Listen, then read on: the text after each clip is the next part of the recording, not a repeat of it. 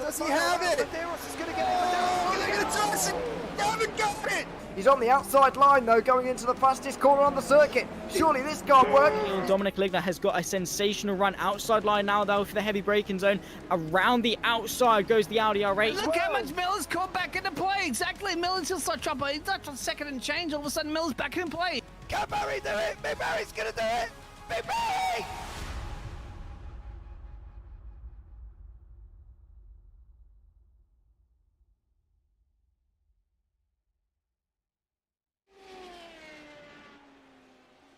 Good evening and welcome to the Radical Sim Europe's Radical World Series for the European market. Good evening I am here once again joined by Dean Upton, otherwise known as Biggles. This is Stephen here on the mic.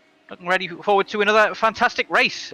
Some great racing to be had here at the Sebring International Raceway. We had some fantastic racing out last time and some great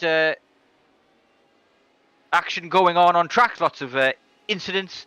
Lots of drama to go with it as well. I'm looking forward to something more here. We're going to have a longer race this time. We're going to be here for an hour and a half for the race, 90-minute race this time. And there are going to be 2 mandatory pit stops, no mandatory fueling and open setups as well, which is going to prove handy for a lot of these drivers getting used to the bumps and niggles of this Sebring track. It is a bit of a nasty one at times. Some of the curbs are absolutely horrid as well. We're going to be avoiding those in the Radical SR8 car that we're going to be racing this one in. But yeah, looking forward to a great one. What about you? Absolutely. Of course, that's one of the classic tracks, of course, in the USA. So we'll have to see these Radical cars scoot around here as quickly as possible. We have about, currently on the grid, about 30, give or take, maybe about the 30 or so drivers. Someone may still be loading in. Just about 5 minutes or so left of our practice session before we get into that qualifying. And yeah, if you'd like to go through those results, apologies we don't have that showing up on the screen. Just a little late last-minute technical issues. But yeah, Stephen, if you don't mind going through the results of last week's race. Not a problem, not a problem. So yeah, let's go through those results now. We'll start with the Drivers' Championship. Adam Isaacson won in commanding fashion last time out. And we had Alfredo Meloar, or Mr. R, as he sometimes shows up on our screens, coming in P2. We've got Tim Bertie P3 on 46 points. Kyriakopoulos on 44 points in P4. Arturas Kundelis in P5 on 42 points. We've got John McHutchinson, who had a good race last time out, but got into an incident and ended up P6. He's on 40 points at the moment. Jorge Gonzaga with 38 points. Jason Duckworth, 36. P9, we've got Menno de Graaf with 34. We've got Paul Clark in P10 in the championship, 32 points. Berend Wienik in P11 at 30 points. Graham Brown in P12 at 28. We've got Nihad Glusik in P13 on 26 points. Damien G in P14 on 24 points. P15 it belongs to Guy Robertson, 22 points. We've got Paul LeMay, who's having a decent time out last time, but had some issues, in P16 on 20 points. We've got David Tartari on 18 points in P17. We've got number P18. Gary Truby with 16 points. P19 is Rudolf Nagel with 14 points. We've got Miro Hrazki, a difficult one to pronounce there, on 12 points in P20. 21, David Rolliston. P22, Lucas Stolzer. P23, Andy Behan. P24, Mike Busson. P25, Stefan Mellis. 26 is David Walters. 27, Kjetil Jarsen. I hope I'm pronouncing that one correctly. He's got 4 points there. And then Alexander Roggenbuck on 3 points in P28. 29 is Johan Almark. And then we've got Sandro Capella in P30, Joe Emmett in P31, and Simonas Balsunas in P32. And rounding us off with 0 points in the P33 is Jorge Martinez C, sometimes seen as Mr. C on our screens as well. So there's your championship, Drivers' Championship at the moment as it stands after one round. We're hoping to see some big changes in that this time. In round 2, we've also got the team standings as well. We've got MK Racing in position 1 with 92 points as it stands. Sim RC in P2 with 50. We've got Team Radline in P3 with 47 points. Sim RC Beethoven with 46, not to be confused with Sim RC in P2. We've got Rad Sports Sim Racing in P5 with 40 points. And we've got iLounge Racing with 32 in P6. P7 belongs to Pocket Rocket Racing that is. Excuse my poor pronunciation.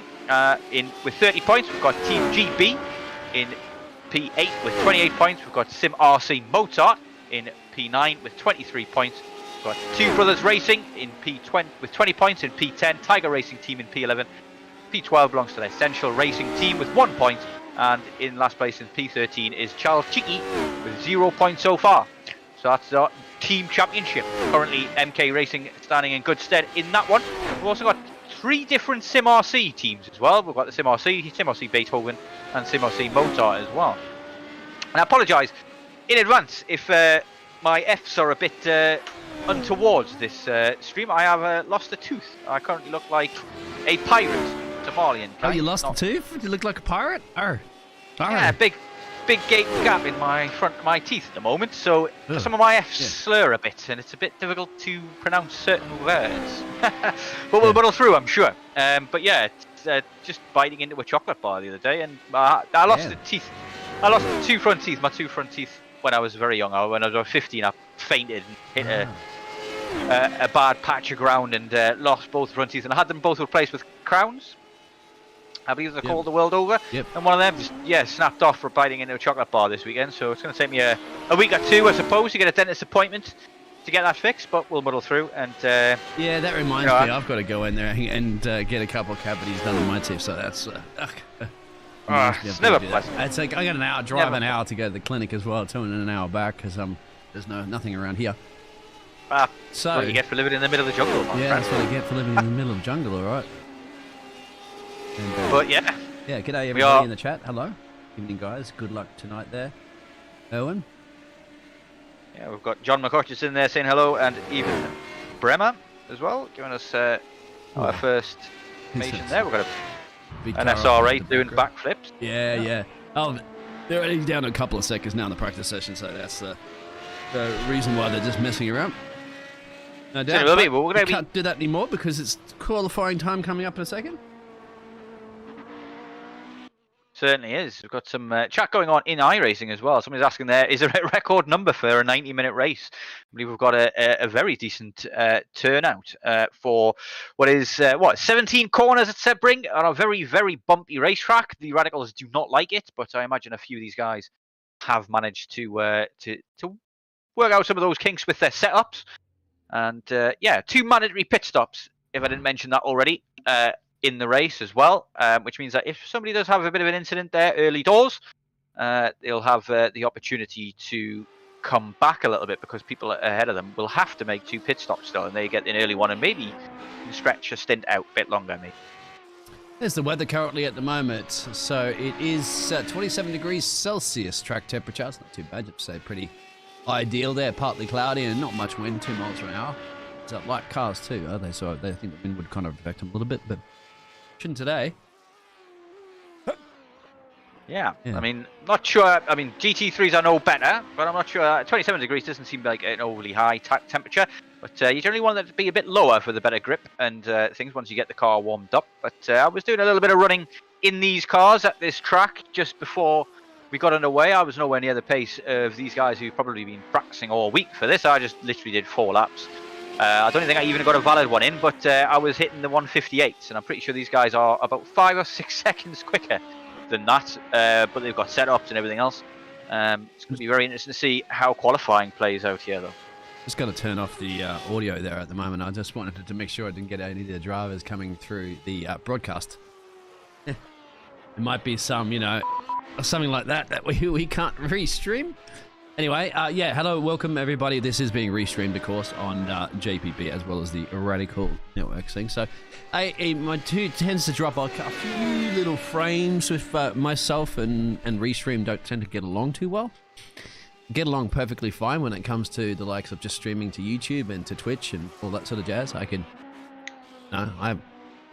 get rocket speeds, like something that you can send upload data to Mars. That much speed, but when it just comes to Restream, unfortunately, it's something that we don't get together. But here we go. You want to go on board at the moment and give us a hot lap around Sebring from the likes of Paul Crabb? Certainly can, yeah. We've missed turn 1, but that's not a problem. We've got the next corner coming up. It's got a brake late here, take a late apex, and set yourself up for the next complex of corners. This little right-hander into this left-hander. Again, this one's very important to get a good exit from, because it's a long straight down now to the hairpin. And you better carry as much speed as you can down there down into turn 7. And then another very important corner on this track. You've got to brake as late as you can. Get the car turned as late as possible so you get nice and straight on the exit here. So that these 2 corners are no trouble at all. And then it's a little jump and a skip through Fangio down into turn 10, the next hard braking zone. And again there, just after the 3 cones there, taking a nice tight line. And this car can get a little bit squirrely in this sector. The bumps on this track, it just does not like them. It throws the car around a little bit as we come down into Tower now. Turn 13, again a late apex here. Get early on the power and use all of the track on the exit, as this guy does very well there. And then down into this very complicated sector of corners I find here. This is, I think I have the wrong track map here. It's not showing me these corners names, but this is Le Mans, a very important corner to get right, a good place to get an overtake as well in the race, but he manages that nicely there, and we get all the way down to Sunset Bend, another great overtaking spot, and also a spot of many an incident, as the track is very bumpy. You'll see as this guy goes around, he gets onto the bumps and it starts shaking the car around like no tomorrow. You've got to carry a lot of more speed than you believe you can in there as well. And he finally gets it around the final corner there and then crosses the line.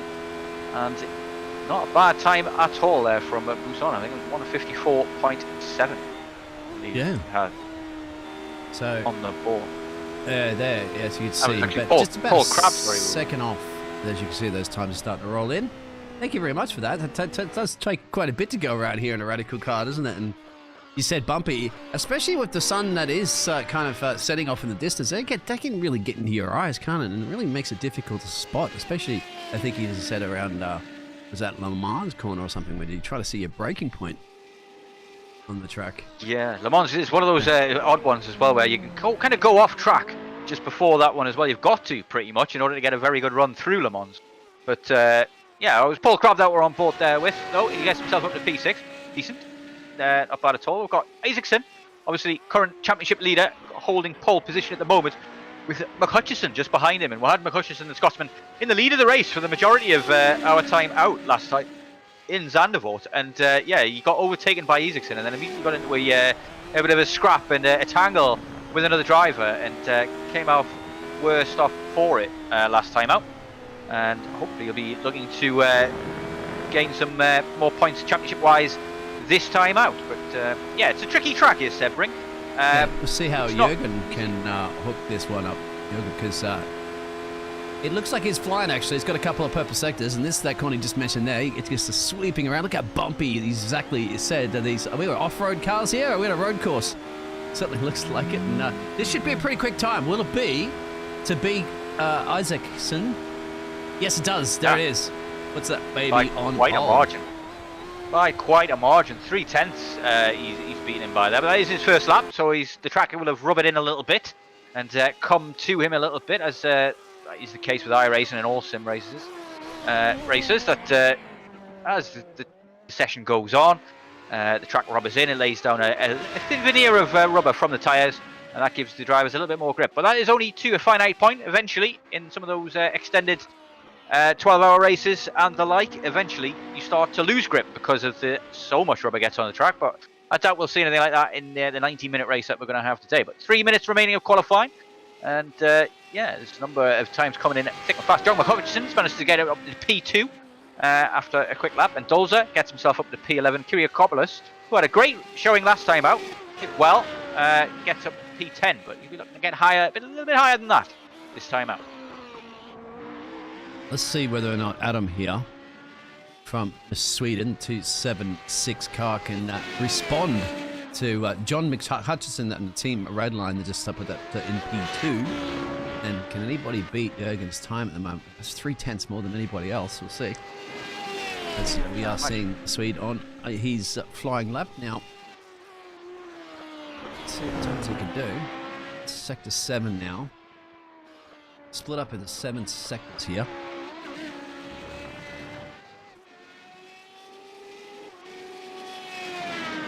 Just like that down the bottom, sector times.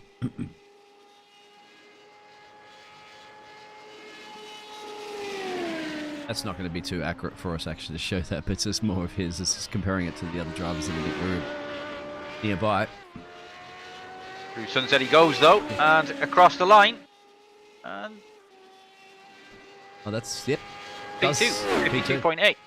Yeah, Tim Well, Bertie right. just got himself up into that P3 position. See whether or not John can respond on that one now.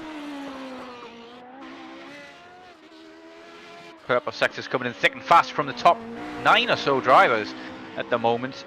So it's heating up quite a bit. We've got very tight margins up and down the grid. It's very little separating each driver. Just a couple of bigger gaps here, like a 0.3 between LeMay and Bremer there at the bottom of your screen, and obviously the big one at the top of your screen from between Frank and Isaacson. But Frank seems to be the man to beat. 52.4 that he's put in at the moment. He's sitting pretty at the top of the iRating chart as well, with just over 8k, which is an iRating that I can only dream of. I have to Here's say. the- 1 minute remaining. The Scotsman? I believe he's the Scotsman, right? He's got a bit of that Hutchinson, yeah. Scottish livery there. You can see in the inside you've got to have, oh, look at that overspeed moment there, and you had to correct it. And he's backed out of it, yeah. Straight out of it, yeah. So, not a good one for him if he's... I mean, it's quite easy to do with this car. It is very she is very lively. Especially the back end. It can very easily slip out, especially under braking, I found as well. Especially at this track as well.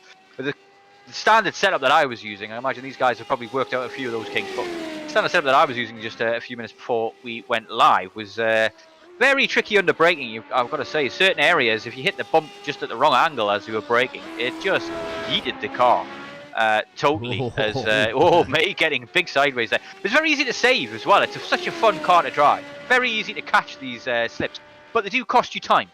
And if you do that in the race as well, then the guy next to you doesn't see it coming, then you've just tank slapped it right into him and caused absolute mayhem as well, which is what happened in Zandvoort between Hutchinson and whoever he crashed with. I cannot remember for the life of me who it was that he crashed with though, so I'm not sure if I can see their name here today, but yeah, Tim Bertie gets himself up to P3. Paul LeMay just improves a little bit there, I think. And that's it for our qualifying session, so the results should come up soon. Certainly are, and yeah, let's go through those results as they stand. So it is Jürgen Frank from Sim RC Beethoven, who's absolutely dominated the proceedings here, got himself onto pole position. And in P2 is Adam Isaacson, the winner last time out. Then P3, Tim Bertie. John Hutchinson there rounds out in P4. Rodolph Nagel in P5. Paul Crabb P6. Mike Bousson P7. Paul LeMay with an excellent qualifying today in P8. Rafael Blanco in P9. And then P10 we've got Stephen Place. Paul Clark in P11. Lucas Dolza in P12. Kyrgiakopoulos in P13. David Walters 14. 15 is Rolliston. And then we've got Menno de Graaf in P16. Ivan Bremer P17, and P18 is for Michael LeMay. And moving on, we've got P19, Thomas Ibas. I think I've got that right, but I don't know how to pronounce a question mark, if I'm honest, and that's what I'm seeing on my screen at the moment. And Yeah, that's right, it is a question mark. So. Jorge Gonzaga next in P20, Damien G in P21, Nihad Glusik in P22, Beren Wienik in P23, Jason Duckworth at P24, Stefan Mellis SME in 25, and P26 is Arnie Biehen. 27 is Guy Robson, and 28 is Joseph Emmett. Yeah, excellent. I believe that is our grid at the moment. We've got a number of guys who maybe didn't qualify as well, but we'll cross that bridge and we'll come to kind of thing. So, getting ready on the grid there, we have Mr. Jürgen, I believe that is, yes, in that race Mr. spot Jürgen. car, the 176 number on the side. Looks very calm, you've got to say. Not that the drivers aren't make much, but we have lights, 4 or 5 lights ready to go. We've got 3, 4, 5 lights, and we're about to go live at the Sebring Grand Prix, and away we go. It looks like a good start for Frank, and he's got away very well, but close on his tail already is Isaacson and Tim Bertie, already getting round into P2, up into P2 there, and it looks like a clean, nice line through turn 1. A bit of a wiggle there for the guys behind. I've got very poor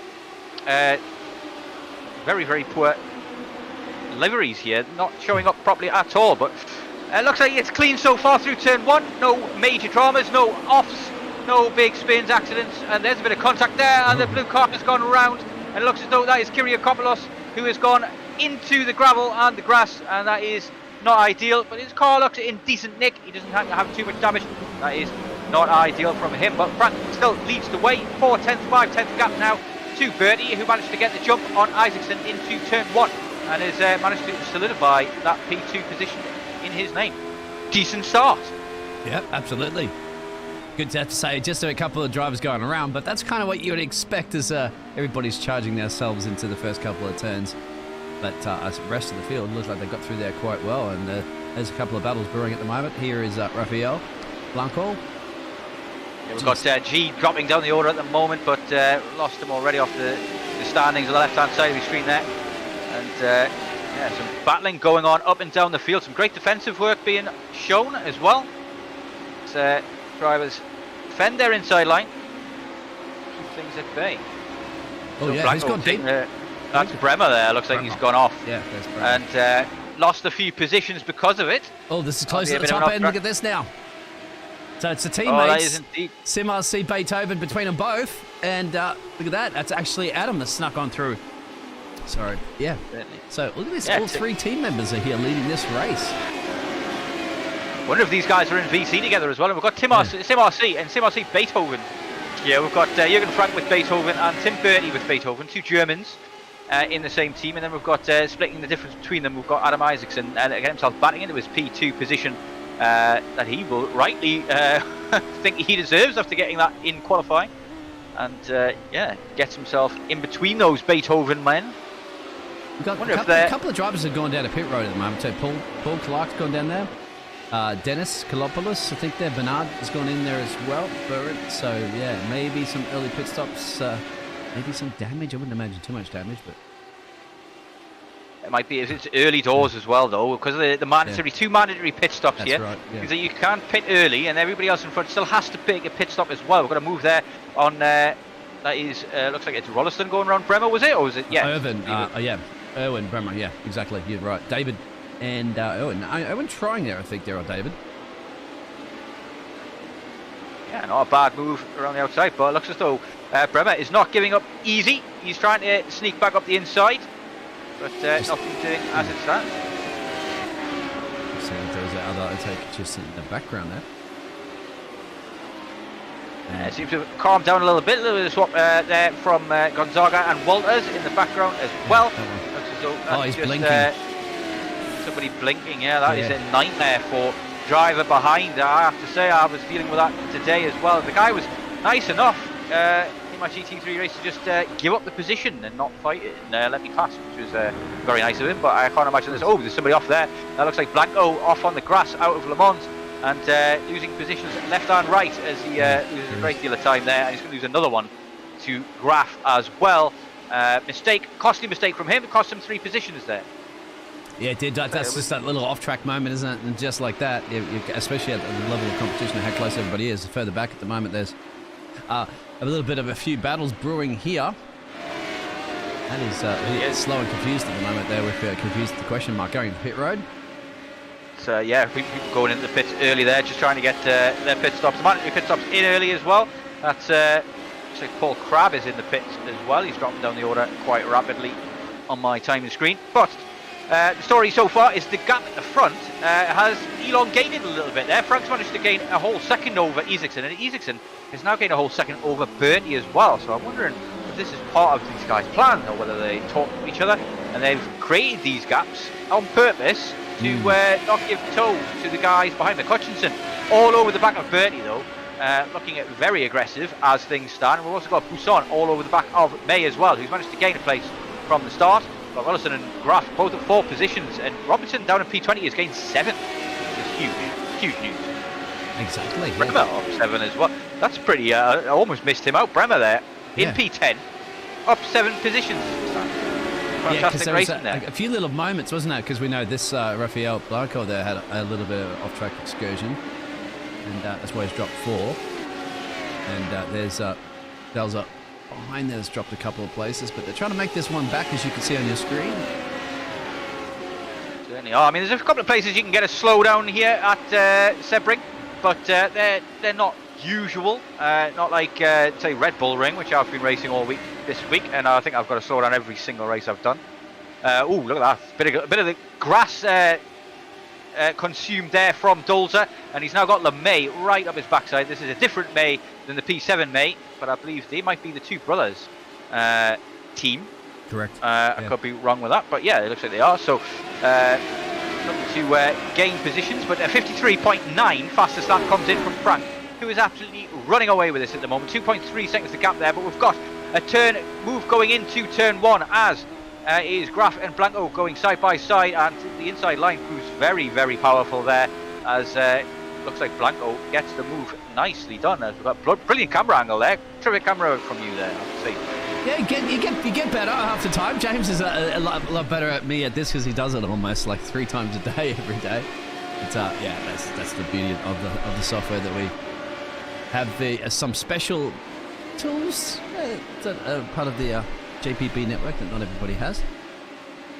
And, yeah, looks like it's battle up. Yeah, I don't think at the moment that John's been able to do anything about the SimRC trio up the road. That's the 1, 2, and 3. Jürgen leading there from Ickerson and then Birdie. So I mean, we're only 8 minutes into a 90-minute race. There's no rush yet.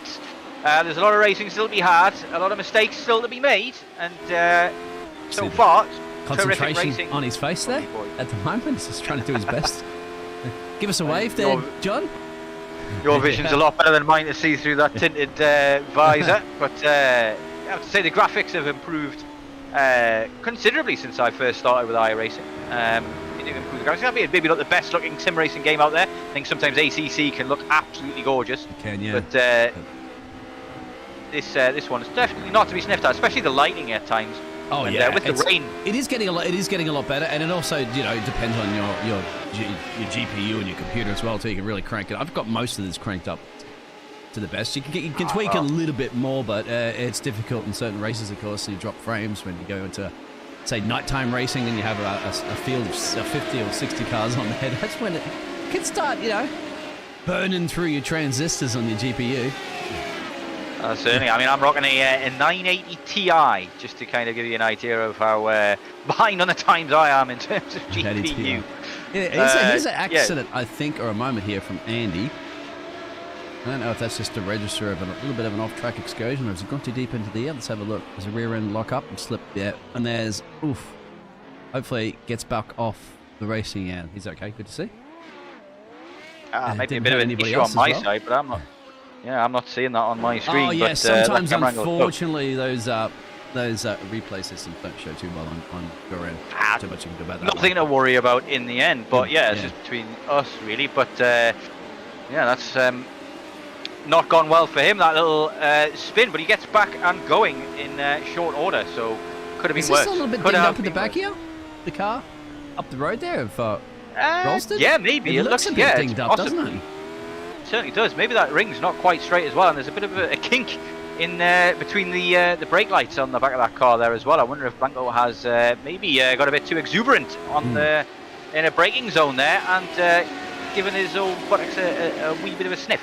But that is not going to affect the car too much, I don't believe, because it's at the back of the car. The aero, it definitely gets more affected if it's front or it hits that wing. But that wing does look okay for the time being.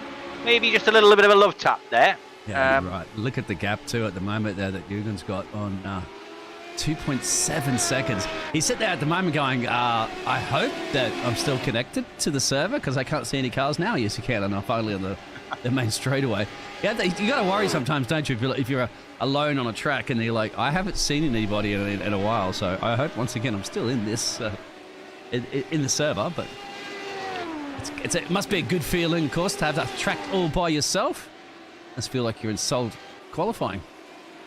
It definitely makes things a little bit easier with having that gap behind. It takes a little bit of the pressure off. You can make the odd mistake here and there, but he's got to keep focused, stay on the ball, because if he makes one or two mistakes, and that could let Isaacson back in, and then once he's back in and he has the toe, then maybe he won't be able to get away so easily the second time. Now that Isaacson is up to speed and doesn't have anybody else alongside him pushing him as well. But Birdie is closed the gap on Isaacson, and McHutchinson is right behind them both. It looks like Hutchinson's going to go for the inside here. Now. He's going to go for the move. He's outbraked him, and he's got that done brilliantly there. Not sure which corner that is into, but it looks as though it is possibly Cunningham, I believe. So, but that is an unusual place to overtake, and he's got it done brilliantly there. Birdie caught napping, maybe, or maybe he just didn't want to defend it. Not Yeah, sure. I don't know, because he had backed off there. And now Paul Crabb here, the Irishman's trying to think about the same. Going to be dropping a couple of places. It looks like we've had a moment here from David. Yes, it is. Yeah, it's Rolliston. He's around with his Tiger yeah. livery. That was the dinged up, bro. It's a little bit more dinged up now, too. Yeah, David? he's definitely got some damage on the front now. It's not looking too pretty. That Tiger has a squash nose. And this is a moment earlier. I know you probably might not be able to see this one correctly, but you can look it back on the YouTube channel, and that's Joseph, I think, going... yeah, ooh, that's strange. It just goes completely left on that one. Anyway, he does get back on the track. Back to the action. John's now just kind of stepped it up a little bit because what's his gap? It's under a second there to Adam Mickelson. But still, Paul Crabb is definitely trying to think about getting a bit of Tim Burney as well. Yeah, I did see that incident there on the replay on my phone as I'm watching the stream that we broadcast at the same time. And yeah, I did that in the practice session before we got started here. And if you hit that curb on the left-hand side before Le Mans, just a bit wrong, and you're braking at the same time, it can really unsettle the car and send your the back end into overdrive, and it just overtakes you. Looks like that's what he's done there, so I can easily see how he's managed that, having done it myself already once today. Just to confirm, just to ask, because I've not, I told you this before, you know, I own almost every car and every track, but never driven a single lap before in my life, as I just to do this purely for commentating broadcasting. Are the Radical cars free? Or you have to pay? They are, yeah. These ones are, yes. Yeah. The SR10 isn't. Okay. But, according to the chat in Discord from these guys beforehand, is the SR10 is basically undrivable as it stands at the moment. It doesn't feel like a car.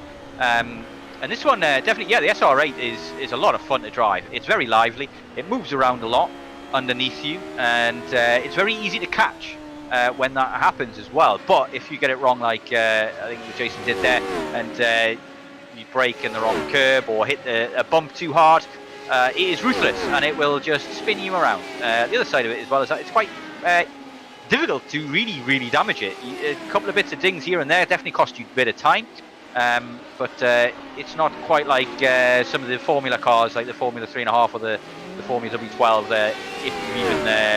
If it gets hit by a swift breeze, it is out the race. Yeah. These can take a bit more punishment for sure. They definitely do not like bumps, though. I've noticed that when I was practicing in it. Well, if they're so light too, they just lift them up in the air, wouldn't it? And then your 4 points of contact that you kind of need to called tyres start having no contact anymore. Yeah. Welcome along to Ben out there. So Ben Arnold dance at a good sized grid again. Great work. Yep, great work to the league, of course. That's Radical Sim Racing. It's radicalsimracing.com. The links are in the description. If you want to be a part of the community. Once again, it's as you said, it's a free car. You said it's a fun car to drive. So it seems like a very fun series, of course, to get involved with without having to break your bank balance. That's certainly not for the car. I mean, some of the tracks will definitely set you back a bit, but it's also being raced on a lot of the very popular tracks.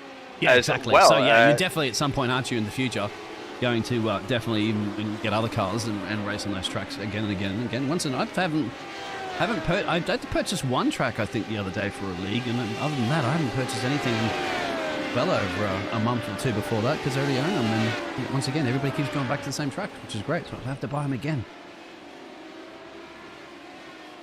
Always handy, especially with the cost of iRacing at times. Yeah, it can like be this, very, very expensive. I guess you ask people too if you are new. That's what I did. I asked a lot of drivers who were in leagues. I said, okay, give me a list of the tracks that I should be buying that a lot of people go to, and then that worked out quite well. And once again, if you're new to iRacing, buy 3 at a time so you get the discount. If you don't automatically get the discount that you do after a certain amount of money that you've purchased, items you've purchased. There's a number of ways you can reduce the costs. Buying in bulk is one way. Also waiting for Black Friday sales to get some credit or gift cards in then, as well as your membership as well. I haven't seen it for a while, but I have heard of it in the past, whereby in the Black Friday sale, sometimes they give discounts off gift cards, which then means that you can buy the gift card, use the iRacing dollars from the gift card to buy content for a little bit cheaper than you would have had to spend Yeah, normally. okay. But I haven't seen that for a while now. But I've only recently come back to iRacing. But Birdie is looking very racy at the moment, trying to catch up to the back of McHutchinson, who got him with that earlier dive. But Hutchinson hasn't been able to gain too much. Oh, he's trying to get alongside there. I was going to say, he's going to have to do it soon because he's got Paul, the company behind. And so yeah, Tim's in the middle. So he's the Sim RC Beethoven team. And we're aboard right now, Paul Grab, and then of course you've got John and their team Radline. So they're working together as teammates. And of course, the Sim RC are leading 1 and 2 up the road. So yeah, once again, Tim Birdie must feel like he's in a little bit of a Radline sandwich right now.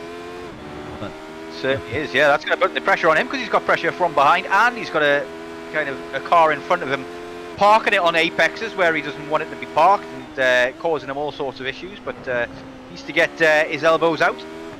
Check out the rear wing there of Michael Hutchison. The hutch. I like it. And I presume he's got a Fanatec wheel. I know that he likes Fanatec. He's got the sponsor logo on there.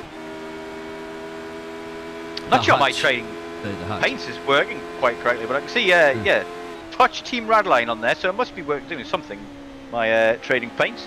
But I've seen a lot of yellow cars, which I thought maybe we'd see a bit more variation between the colours of the cars, but I'm guessing yellow is just not everybody's favourite colour. It's their team, though, because a lot of the teammates are on there, isn't it? Yeah, that's just the Sim. You do have the Sim RC Mozart team here. So we've got Mozart and we have Beethoven. So yeah, I'm wondering if we're going to get a Toto Wolff one as well. It's just, they're all the likes that come. You said you're in Red Bull, right? Bring this previously, doing some laps. Well, that's where Beethoven and Mozart come from, as well as I said, Toto Wolff and Arnold Schwarzenegger also come from that neck of the woods. Don't know what to talk about the Formula 1 GP if you watched it or not. That's certainly an interesting one. Well, I certainly did watch it. Yeah, I was up at the crack of dawn to get onto the time schedule that you Australians call normal. I don't know why. It's not normal, Anybody mate. It's definitely not normal. It was the worst for me to watch your European races and the Americas races when I was growing up in Australia as a kid, because it's on Sunday night late, and you got school the next day. So yeah, hey, we had to suffer. Okay, you had to suffer. What, 3 races a year? Actually, no, not even Singapore. Japan and Australia. That's it. Singapore's on later, of course, being a nighttime race. So that's the only time you have to suffer. Well, excuse me for being born in the right area of the world. Well, you are the official time zone right next to you, of course. That's the international date line. So you did invent that. So yeah, we did. Yeah, we invented time. Us Brits invented time. Nobody in Germany gets to eat their lunch until we say it's 4 o'clock. That's true. So I can't take credit for that joke. That is a famous comedian's joke. Oh, really? Wants to know, yeah, it is. It's not plagiarism. It's just a tip of the hat to them. But yeah, I did watch the F1. It was extremely entertaining, and lots of people are unhappy with the rules of F1 these days. I've got to say. I'm debatable about the confusion of that. I got very, very confused because, spoiler alert, if anybody has not seen it, then just close your ears there for a little bit and tune out. But I didn't understand after the first there's 3 set restarts, right? Red flag. The first 2 restarts, of course, you do a standing still start, okay? If they deem it safe, which it was, of course, because it's dry, there's no rain, nothing on the track. But they did it without the safety car on the first 2 restarts. No safety car. But they decided to use a safety car for the 3rd restart. I couldn't get my head around that because the track was clean and it wasn't dangerous. So why did they do that? Obviously, they still would have just followed. They still would have done a standing start, right? Even if they did a standing start, everybody would have crossed the line anyway because it's right there. So it still probably would have finished in the exact same positions. But I couldn't. That's the only thing I couldn't understand about the safety car restart there. I think that's the only reason they did it, really, because it honestly, like, if I suppose by the letter of the law, you should do a standing start, and everybody should race to the finish line, which is the start line. Yeah, exactly. Right there. So like, literally, Max just had to move. I don't know. He could put it in. He could put it in 6th gear and just go, and you've already got won the race at that point because he's right on the line. Yeah, I think you're right. That's probably if he stalled it. Yeah, that's true. That's the thing. You also got an opportunity of somebody perhaps making a mistake off the line. Yeah, or an Alpine not starting, for example. The less said about that, the better. Shall we say? But then everything else, it was an interesting the one, debate about like had to work out, what are they deciding? Which sector was that they called the race before the red flag? All that, of course, has been up for debate, and will be up for debate for a lot of time as the teams that didn't benefit from it will no doubt be protesting. The teams that did benefit from it won't be protesting. See, they've got all these mini sectors and everything else. They can tell the order of the cars as soon as the red flag comes out. They could use that, or they could just say whatever crosses the sector 1 timing line first, that's the order, which would have put Alonso at the back. He wouldn't have been best pleased about it. But honestly, I feel as though that the penalties that were issued to people in that half a sector of racing feel a lot harsher because the race was reset anyway. So like they've got a penalty for racing that technically didn't count. Particularly Carlos. Ooh, that's a big spin there. That's Lucas actually into the hitting fence. that curve. And I believe he's happened again twice. So I'll go back through this one because he's come back on track, and then he's come back off track again, I believe. So just not having the best of days. So that's just probably a little bit extra on that one. So I don't know how much damage that there is, but he is in pit road right now. So we shall see. We still yet to see pit road anyway from some of our leaders boxing. Certainly haven't. No, we've still got Bertie and Crab in formation behind McCutchinson, and who's nothing that? doing there. Who's that screaming on the background there? Are they just lapping that car in the way? I think could be. Yeah, I think it's just a lapped car getting out of the way. It is. I just got confused there for a second. I'm like, damn, it's quick, but it was been lapped. Well, Frank is still leading this one up the road. Look at that. He's now got a 4.6 second, and he just set the fastest lap on that last lap. So he's got more pace to find in that car, and hopefully to find somebody else on the track to see soon. Once again, being so far up.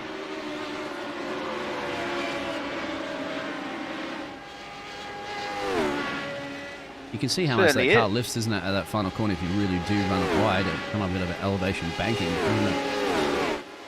It can be very, very dangerous, the bumps and the undulations on this track. If you don't know where they all are and you get a bit wide or offline and hit one too hard, especially in this car, it can be a real issue. So I hope these guys have done plenty of practice. A number of people are getting caught out, I have to say, by that inside left-hand curb in Le Mans as well. That's caught a number of people out, gets them spinning straight towards a barrier, and it's a big spin that you end up in as well. So best of the mistakes being made left and right. We're 25 minutes deep, almost a third of the way through this 90-minute race. Still a long time to go, but obviously Frank is dominating as things stand, but anything can happen. A 90-minute race takes a lot of concentration to keep the lapping going that long. Well, this is long. Let you know what's happened there. Joseph Emmett here has had a moment. So as you said, anything can happen. He's a bit of a lonely race back here in P27, and that's just a spin. I know you'll have to see that replay probably in about 30 seconds or something like that, but that's just one of those classic moments. Some of them work for some reason. Okay. Some of them do work, so this one worked. Excellent. And it looks like he's maybe picked up the throttle a little too early there, and not gone well for him. And I believe that was in a tower as well, so or between Cunningham and Collier curve, I believe it was actually. But tricky track to commentate on this one because there's so many different corner names and turn numbers and things like that. I think that if you look at one website, it's totally different at the next website as well. But some of the easier ones are the most common ones, such as this one, Sunset Bend, I believe this one's called. That makes sense because if you just saw the sun right there, you get smacked in the face with it. I mean, I know that you guys in the UK don't see the sun very often. It is there, believe me. It's a big ball of helium and nitrogen, isn't it? So it does exist. It peeks out those clouds every once in a while in the UK, so you get to see it. I mean, we see it all too much in Australia. We're kind of sick of it after a while. I mean, it burns you. You see so much of it. You still don't know that it's helium and hydrogen, though. So I don't want to rain on your physics parade and lecture, but yeah, it's helium, hydrogen. Nitrogen is what makes up the majority of right. I forgot the two most common elements in the in the universe. I should pretty much know that one, but yeah, you're right. James actually mentioned something really funny the other day. It's like, look at the battle up the road there. That's actually, that's Bertie. They're trying to make a run once again on John. Now, John got past him early, he said. Now, And see that on the rear wing there of John's car, it says, chill, it's a long race. I like that. Good on you there, John. It is a long race. And got to be in it to win Certainly it. is. But James, casting with James, I think yesterday for we had the endurance series, he's like, well, how do you know the temperature of the sun? Have you been there? Have you got a fold-out chair there and measure it? So you're just guessing. You know those little temperature laser things that you have, James? You had, especially during COVID, but they had to point it on your skin there and see what your temperature was. I kind of think that's how they do it, but not with that. Of course, there's different ways of measuring it, but just messing around. Look at that sun. I believe, too, Stephen, that some of the drivers say in VR, that is very, very blinding. I can imagine. So VR does look a bit better, but He's down going the for a run. inside goes Bert. He's going to get into the Sunset Bend. And it doesn't look as though John was fighting that particularly hard either. He just kind of gave it up. He knows that he can't defend it too aggressively because he's just going to cost them both time. And there is his teammate Crab behind now as well. Maybe he's going to give the position up to him and let him have a go at That's a good idea. I think that might be, you might be right, well. because they are teammates. So they're definitely going to try to work together. Another interesting thing I wanted to mention is that when you do see the cars down the straightaway there, it kind of looks like they have undercar glowing lights. They don't. It's just the way that the sunshine is reflecting underneath. As you can see how John goes up onto the chicane there as Paul Crab didn't. Paul Crab seemed to be like a little bit more smoother through there. Now you can see that sun right now, the haze of it's really starting to blind even me as a spectator mode. The drivers probably don't sometimes have the graphics absolutely cranked because they want to get maximum frame rate, stuff like that. Plus, also, it would be easier to see the track, wouldn't it, if you don't have all the bells and whistles turned on for graphic settings? There's always been a trick or two with graphical settings in most games. And yeah, that can help you out in certain circumstances. I'm trying to think of a few games like particularly Ark Survival Evolved maybe, where when it's dark you can up the gamma rate and then you can see in the dark where you shouldn't normally be able to see. A lot of that. But one thing I have noticed here though is that into the hairpin, turn 7 at the bottom of Gurney Bend, McCutchinson twice in a row, 2 laps in a row, he went a bit deep there and got a bit out of shape. And now that Bertie's in front, he did the same thing. And I wonder if it's just catching these guys out that downforce on the car is a bit more pronounced when braking in clean air compared to the guy braking behind the guy in front. Obviously, these cars do use a bit of downforce. That's what that big black wing is there for. But it's not very much, really. Not compared to, say, like an F1 car or an F3 car or an Ackino. So I think even the Skip Barber's probably got more downforce than these, and it's got practically none. But it does mean that when you're following somebody behind, you can't quite go as fast as them in the corners, but you're a lot quicker on the straights. Makes a big difference. We've got Place going into the pit lane. I wonder if that is his first of his mandatory pit stops. Yes. Just over an hour remaining as well. So I think a number of people are going to be looking to go for the pits now. Split this up into nice even segments of 30 minutes, 30 minutes. Stints, do 2 pit stops, one 30 minutes in, another one an hour in, and then go to the end. But I imagine that some other people might have actually done some homework and worked out the best way to get the sectors in perfect. So I don't think anybody's going to be changing tyres, I believe. Somebody was talking about this in general chat before the race began and posted a picture of their tyres after 90 minutes, and they looked in good nick, 50-odd% wear. So I imagine everybody's still going to be able to go with the full 90 minutes on these tyres. And correct me if I'm wrong. Yes, go ahead. Correct me if I'm wrong, but I'm pretty sure that at some point in history of particularly F1 I'm talking about here in motorsport, they have actually designed tyres that could basically do the whole race. The only reason that we have the tyre situation that we do on F1 at the moment is to make it interesting strategy-wise. Yes, exactly. Am I making that up? Or No, you're exactly right. Because remember a few seasons back in Formula 1, I think it's more than a few seasons now, but they had the ultra softs, the super softs, the hyper softs, and they were stretching like the really thin parts of the compound, and they had all that. And I think one of the reasons as to why they changed that, because it got very confusing, I think, for the audiences. Even myself, they're kind of wondering what's quicker, an ultra soft or a super soft or a hyper.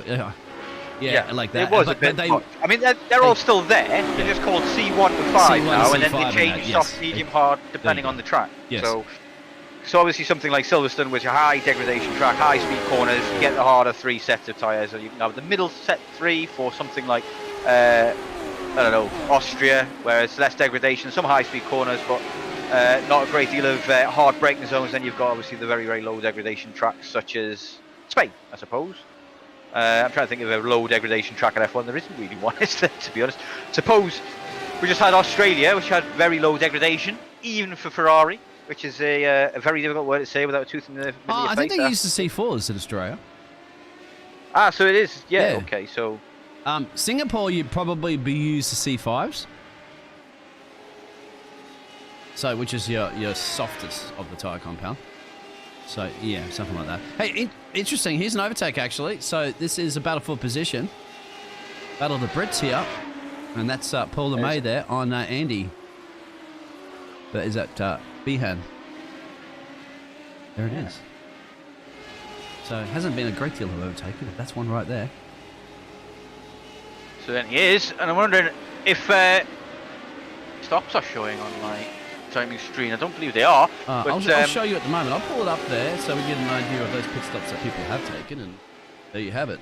Yeah, there's going to be a number of people who are out of position a wee bit here. We've got obviously May, who's just been lapped by the looks of things there with one stop, but he's going to unlap himself when the front runners all stop. We've got Place is the highest runner who has stopped in P12 there at the moment, 3.5 seconds off Walters as it stands. But lots of action going on track at the moment as the lapped cars struggling to get out of the way and causing problems for people. That's going to become a running theme throughout a 90-minute race as the quicker guys catch up the slower guys. And I mean, it's squeaky bum time all around because the guys at the back getting lapped don't want to be that guy that takes out the leader of the race. And a bit of a bump into the wall there from Mr. Crab. That was a shocking jolt to the system for him. And I imagine look how much time has lost him just by that little bit as tucked up in the gearbox. So definitely, yeah, it might cost him time indefinitely for the rest of the race if that causes him a little bit of damage there on his front left as well. Very easy to do. You've got to get very close to that wall in turn 1 in order to get a nice smooth and fast line through there, and very, very tricky corner I've found. A lot easier than the GT3s, but it's a tricky corner to get right because you've got to be very precise with where you're hitting your apex. And if you get it wrong, like Mr. Crab just did, it can spell disaster. I mean, sometimes bumping that wall doesn't do too much, just kind of bumps you back onto the racing line a bit, gives you a little bit of aero damage. Other times, it can stop the front left of the car dead and spin the back end around in front of you into the other side, into the wall as well, and cause absolute carnage behind. Because let me tell you, if you're following somebody through on that line, it's very difficult to change your line in that corner, mid-corner, without really unsettling the car. Having to get on the brakes mid-corner there on that kind of long sweeping left-hander can be very problematic. Now, Stephen, Walters, just to think about it, you know how these tyres have they have the wheel covers, right, over the tyres. Just to let you know, this is something that they're planning on introducing in Formula 1. It's one of those tech talk shows that you can watch on the F1 TV channel if you have a subscription. There's an Italian guy that goes through and just talks about the different things. He might talk about the flag system. He might talk about, the DRS system or something like that. He'll physically show the parts and do that sort of stuff on camera with one of the presenters. I can't remember her name. They usually do the paddock talks and stuff. He was talking recently about a little cover. You know, on your bicycle, on a motorbike or on a bicycle, how you have the wheel cover so that the mud and stuff doesn't flick up back onto you from the tyre. Yeah, from the water. And so the spray, of course, out of the Formula 1 cars is, you know how crazy it is in the wet weather conditions. But they're thinking about introducing this attachment, like a little wheel cover, tiny little wheel cover that goes over the rear wings, the rear wheels, and so it cuts back most of that splash, a lot of that spray that comes out of the back of the car, so it'll make visibility a lot better in wet weather racing. And something that I'm all for that, yeah. And it looks quite cool. I'm all for that. That's what they're planning on doing, and making it so that, if it's going to be a wet weather race or something, that the drivers can put that on. And then I'm all for that. To be honest, so anything that improves the racing in F1, I am all for. The new regulations have definitely improved racing a little bit, but they kind of went backwards a little bit in terms of how close the cars can follow with the anti-porpoising information regulations that they've introduced at the beginning of this year. But yeah, anything that improves racing, I am all for. And obviously, we've seen before, especially in Japan. Last time out in Suzuka, it was an absolute nightmare for the drivers. And we generally see a very good camera angle in terms of spray as well, because we're seeing it from top-down views generally. Exactly. Helicopter cams and blimp cams and things like that kind of thing, drone cams and things like that kind of thing. When you're looking down onto the track, it looks as though, wow, it's just not that bad. It's just a big plume of spray behind the cars. But when you're in the car behind and there's rain spraying up on the car in front, you can literally not see 2 feet in front of your face. So it makes it very, very difficult and dangerous to race in those kind of conditions. And anything that you do to improve that and let us, you know, prevent us from having things like Spa 2021, I'm all for. This brings us neatly into the segue into iRacing's rain system as well. I don't know how much you've heard about that. Was there April Fool's thing about that one? As real quick there, look at Raphael's steering, his face right there. That's Skeletor, isn't it? Skeletor, I believe, there from the He-Man series. Yeah, so that's very good. Every once in a while you get to see some really snazzy helmets, and GG's to that one, my friend. Takes me back to my youth. That was one of my favourite shows when I was a wee lad. Used to love He-Man. And you got Beastman and what's the tiger's name again? He's actually I can't remember. It's the Castle of Grayskull. That was a big selling toy in the 80s and stuff like that as well. And I had a couple of those. It was one of my favourites, honestly, and I can't remember a thing about it at all. Did you know? I think it was that one. They came out as action figures first. Right, so they came out as action figures and they were popular. And I remember as a kid going, "What is this?" You know, they were really, good action. Like, you had your GI Joes, I think, stuff like that. But these were like bigger, and they had all the whole set where you had your Castle Grayskull and all that jazz.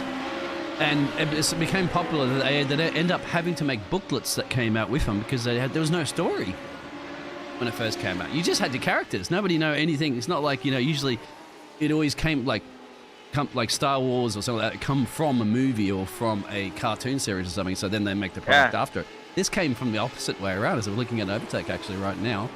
Certainly is. That's Rudolf Nagel going on to Crab there. Crab has been struggling since he hit that wall, and he's got a bit of rear wing damage, you can see there, from hitting that wall in turn 1, and it's costing him big time now. Look at the time he's lost to McHutchinson, who he was within 1 second of when he hit that wall, and now already a 2-second gap to McHutchinson. So that damage is costing him time, a hand over fist, not going his way at all. We've also got Place, who has made a stop so far all over the back of LeMay at the moment, and looking racier as well. So still lots of action to be had here. Crab doesn't look as though he's going to be able to win this place back from Nagel as Place goes around the outside in Sunset. That was complete, Michael, that's because Michael's just jumped in the pit road right there. That's the reason why here. Certainly has, yeah. So we're starting to see lots of people looking to make their earliest pit stop now. I wonder how much fuel people filled up with at the start of the race. Whether they filled up full fuel, we will never know, I suppose, until we ask them in interviews and see what kind of people's strategies were like. We've got some more action here as Crab is looking to try and get the place back from Skeletor. Look at that skull. That looks amazing. I can't remember the sound that it used to do, but I was pretty close, I have to say. Anyway, to finish that off, they ended up making a TV series, cartoon series from that eventually because they figured out the popular. And as kids are going, yeah, great, we got a little storybook of 5 pages of something happening, but we want to see more, and it ended up happening. And they made a horrible movie, I think, too, in the 90s. Did they have Dolph Lundgren or something his name was that played He-Man? Couldn't tell you. Watch really. It. It's horrible. Well, we can still go watching some racing. Look at that 5-second gap up the road there from Frank over the Atkinson. So, and Frank still was putting in some great laps, 53s. He had the fastest lap. I mean, that's sharp. I think it might be because I was watching my my favourite football team today, Newcastle United. Absolutely clobber Manchester United. It was absolutely brilliant. The Swedish guy who plays for Newcastle United called Isak. So I'm wondering if it's Isaacson rather than Isaacson. You're right. It would be Isaacson, yes. I call it Isaacson. Well, Ericsson's a very popular name in Sweden, as you'd be aware of. But Isaacson's, I think, yeah. Let's blame him. Yeah, it's Ericsson's fault we got Isaacson's name wrong. So always blame Ericsson if possible. It was Ericsson, I think he hit us. If anybody doesn't know the reference, you need to scrub up on your F1 history because somebody crashed into a wall and then blamed it on a guy who was nowhere near him. He's remember he won the IndyCar, didn't he? 500. I don't know. I don't follow the IndyCar. Oh yeah, but he's in the IndyCar now. Where good drivers go to no. I've said this before. I didn't want to do it actually because one day I might be casting IndyCar. That I was saying exactly. It's like that when you're overage in like Formula One or other motorsports, you can still go on IndyCar because you can drive that thing if you're 50. Oh, got somebody off the track there at the moment. I believe that's probably somebody getting lapped. No, it's Michael LeMay. Has had a moment. Michael LeMay. Let's have a look at the replay. Yeah. And this is probably the classic of going, oh, that's just a real slow into that corner. That's interesting what happened there with Michael LeMay there, two brothers. He's pulled off completely. So I wonder if that's like a technical problem he has with the car. Look, he's not getting on the speed completely. I'm not sure what's going on there at all. That is very baffling. Why has he stayed off the track for so long when he could have got back on it something technical. Then he's off again. Yeah, he's letting probably people through here. I'd say that looks to me like that's maybe something technical, right? Like something's like come loose on your rig, or you got kids and they're jumping all over you, or trying to pull your rig apart or something as you're driving. It's definitely something like that for sure. Because he's back onto the power there normal. Yeah, it looks like he's got going again. I imagine he's just probably pulled off, just sorting out the cat, or as you say, pulling the child off his because back, the garbage man's there, so he's just put the car on autopilot. Yeah. I mean, that's the best explanation we can come up with as it stands at the moment, but it looks like Crab is doing a very good job here of sticking with Nagel. Rudolph. Nagel, maybe? Yeah, you're right. I think maybe because when he was braking the air with that little bit of wing damage, it was probably struggling with it, but in the dirty air, it's a little bit better for him, so yeah, definitely keeping up. That's Paul Crab we're talking about, yeah.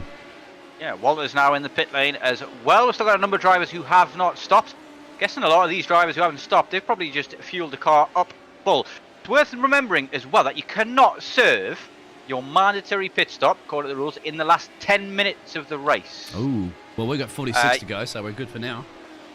Good for now, but it does mean that some of these guys may have to do 2 pit stops in quick succession, so they might be coming in for just a very frugal sip of fuel and then straight out again to do a very quick stint and then back in before that 10-minute marker at the end of the race. So that you probably can, I don't know whether this for sure, but you can still pit in the last 10 minutes, especially if you need to for fuel or anything. I can't even see the car up the road barely with that light. Oh, that glare is horrible. I don't know how your settings are because yours will be looking at your iRacing, but that is almost very difficult to even see the corner. That's why that's what they call it, isn't it? The sunrise corner. Sunset bend is where the sun drops down into, and it's typical. It's especially in those long races. I was watching a 12-hour race with Basic Ollie the other week, and him in the LMDH, and around here it's very tricky the way the track conditions change.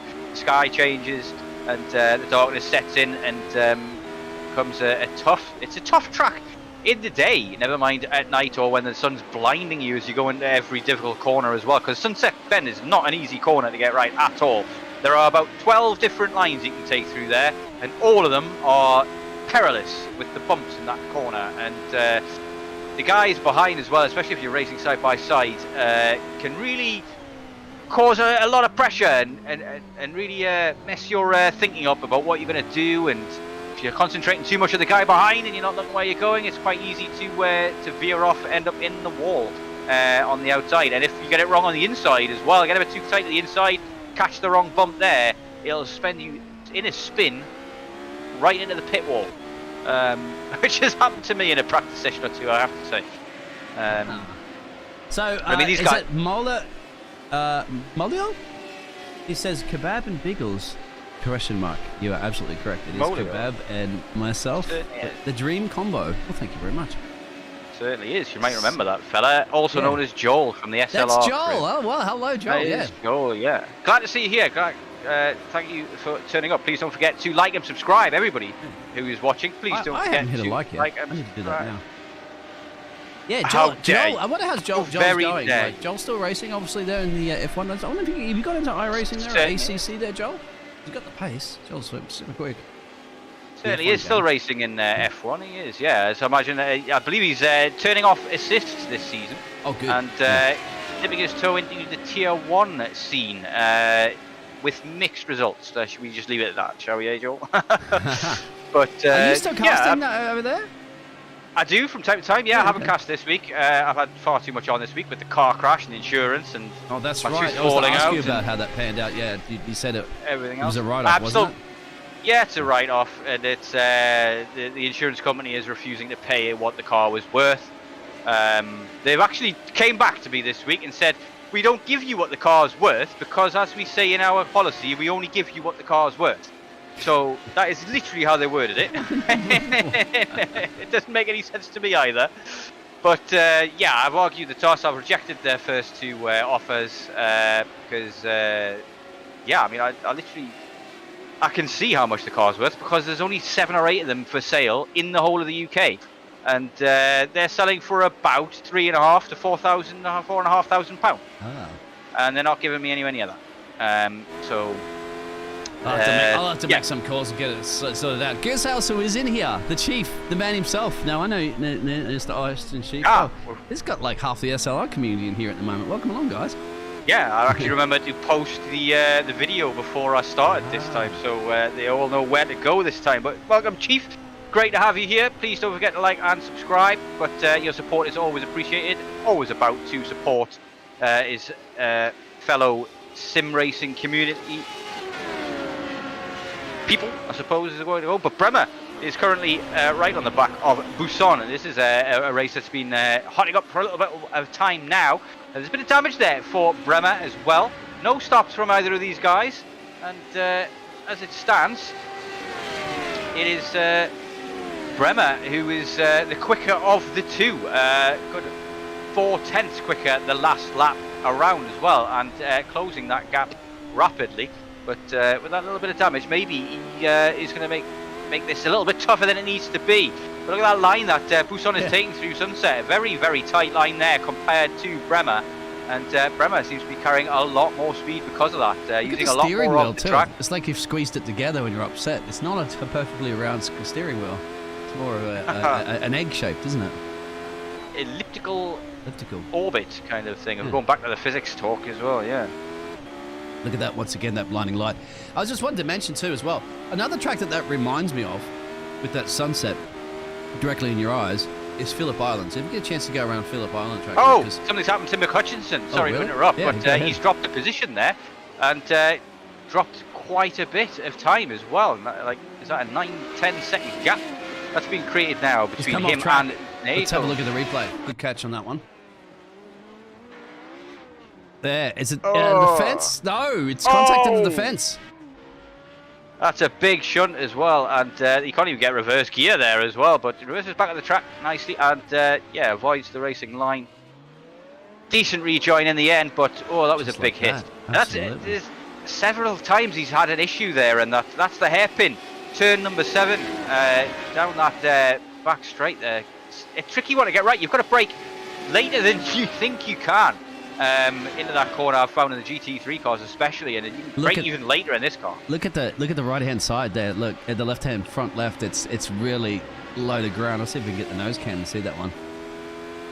That's not really going to be proper. But that's a lapped car that he's got behind him. I'm wondering if he's going to have to spend some time in the pit, creating issues there. I wonder if we've lost the stream as well. Well, I have maybe lost the stream. Oh, I'm checking over at YouTube at the moment. G'day, Zach, of course. Casting, always casting, and JPB and always casting. He's going to pit road right now, so we'll keep an eye on that. John, if he does choose those additional repairs or not. Yeah, I think the stream is still live. Apologies, that's just me. Yeah, I'd said it's re-streaming as well too, so I do have a little bit of drop frames every once in a while. Apologies about that. That's just my jungle connection to restream. So we'll see if he takes these optional repairs or not, because you still have about 40 minutes in this race. So you got to be wondering, is it too damaged that he's going to drop too much time to justify the offset, of course, the time difference of taking those repairs. I mean, yeah. grab Pitt, and he no, came in and out quickly, so he hasn't elected to do repairs. Yeah. Maybe a little bit of the optional repairs might have gotten done. I mean, his car looks a little bit better. I wonder if there's fast repairs here. I don't know if there is or not, but a fast repair might have repaired that instantaneously. Fill it up with fuel, and off he goes again. Crab is also pitted as well, and maybe he got rid of some of his damage as well. But Bremer is still unable to get this move done on Busan up front, but starting to get tight. Who's off in the background here? That was about somebody being lapped. There's a little bit twirly-whirly there. Zach says out there, Zach, he said the bumps of Sebring have conquered even Max Verstappen. Missed out on commentating on him because of it. It's a challenge for sure. Really. Max who? Yeah. Max Verstappen. Never heard of him. Yeah. Never heard of him. Never heard of him as well.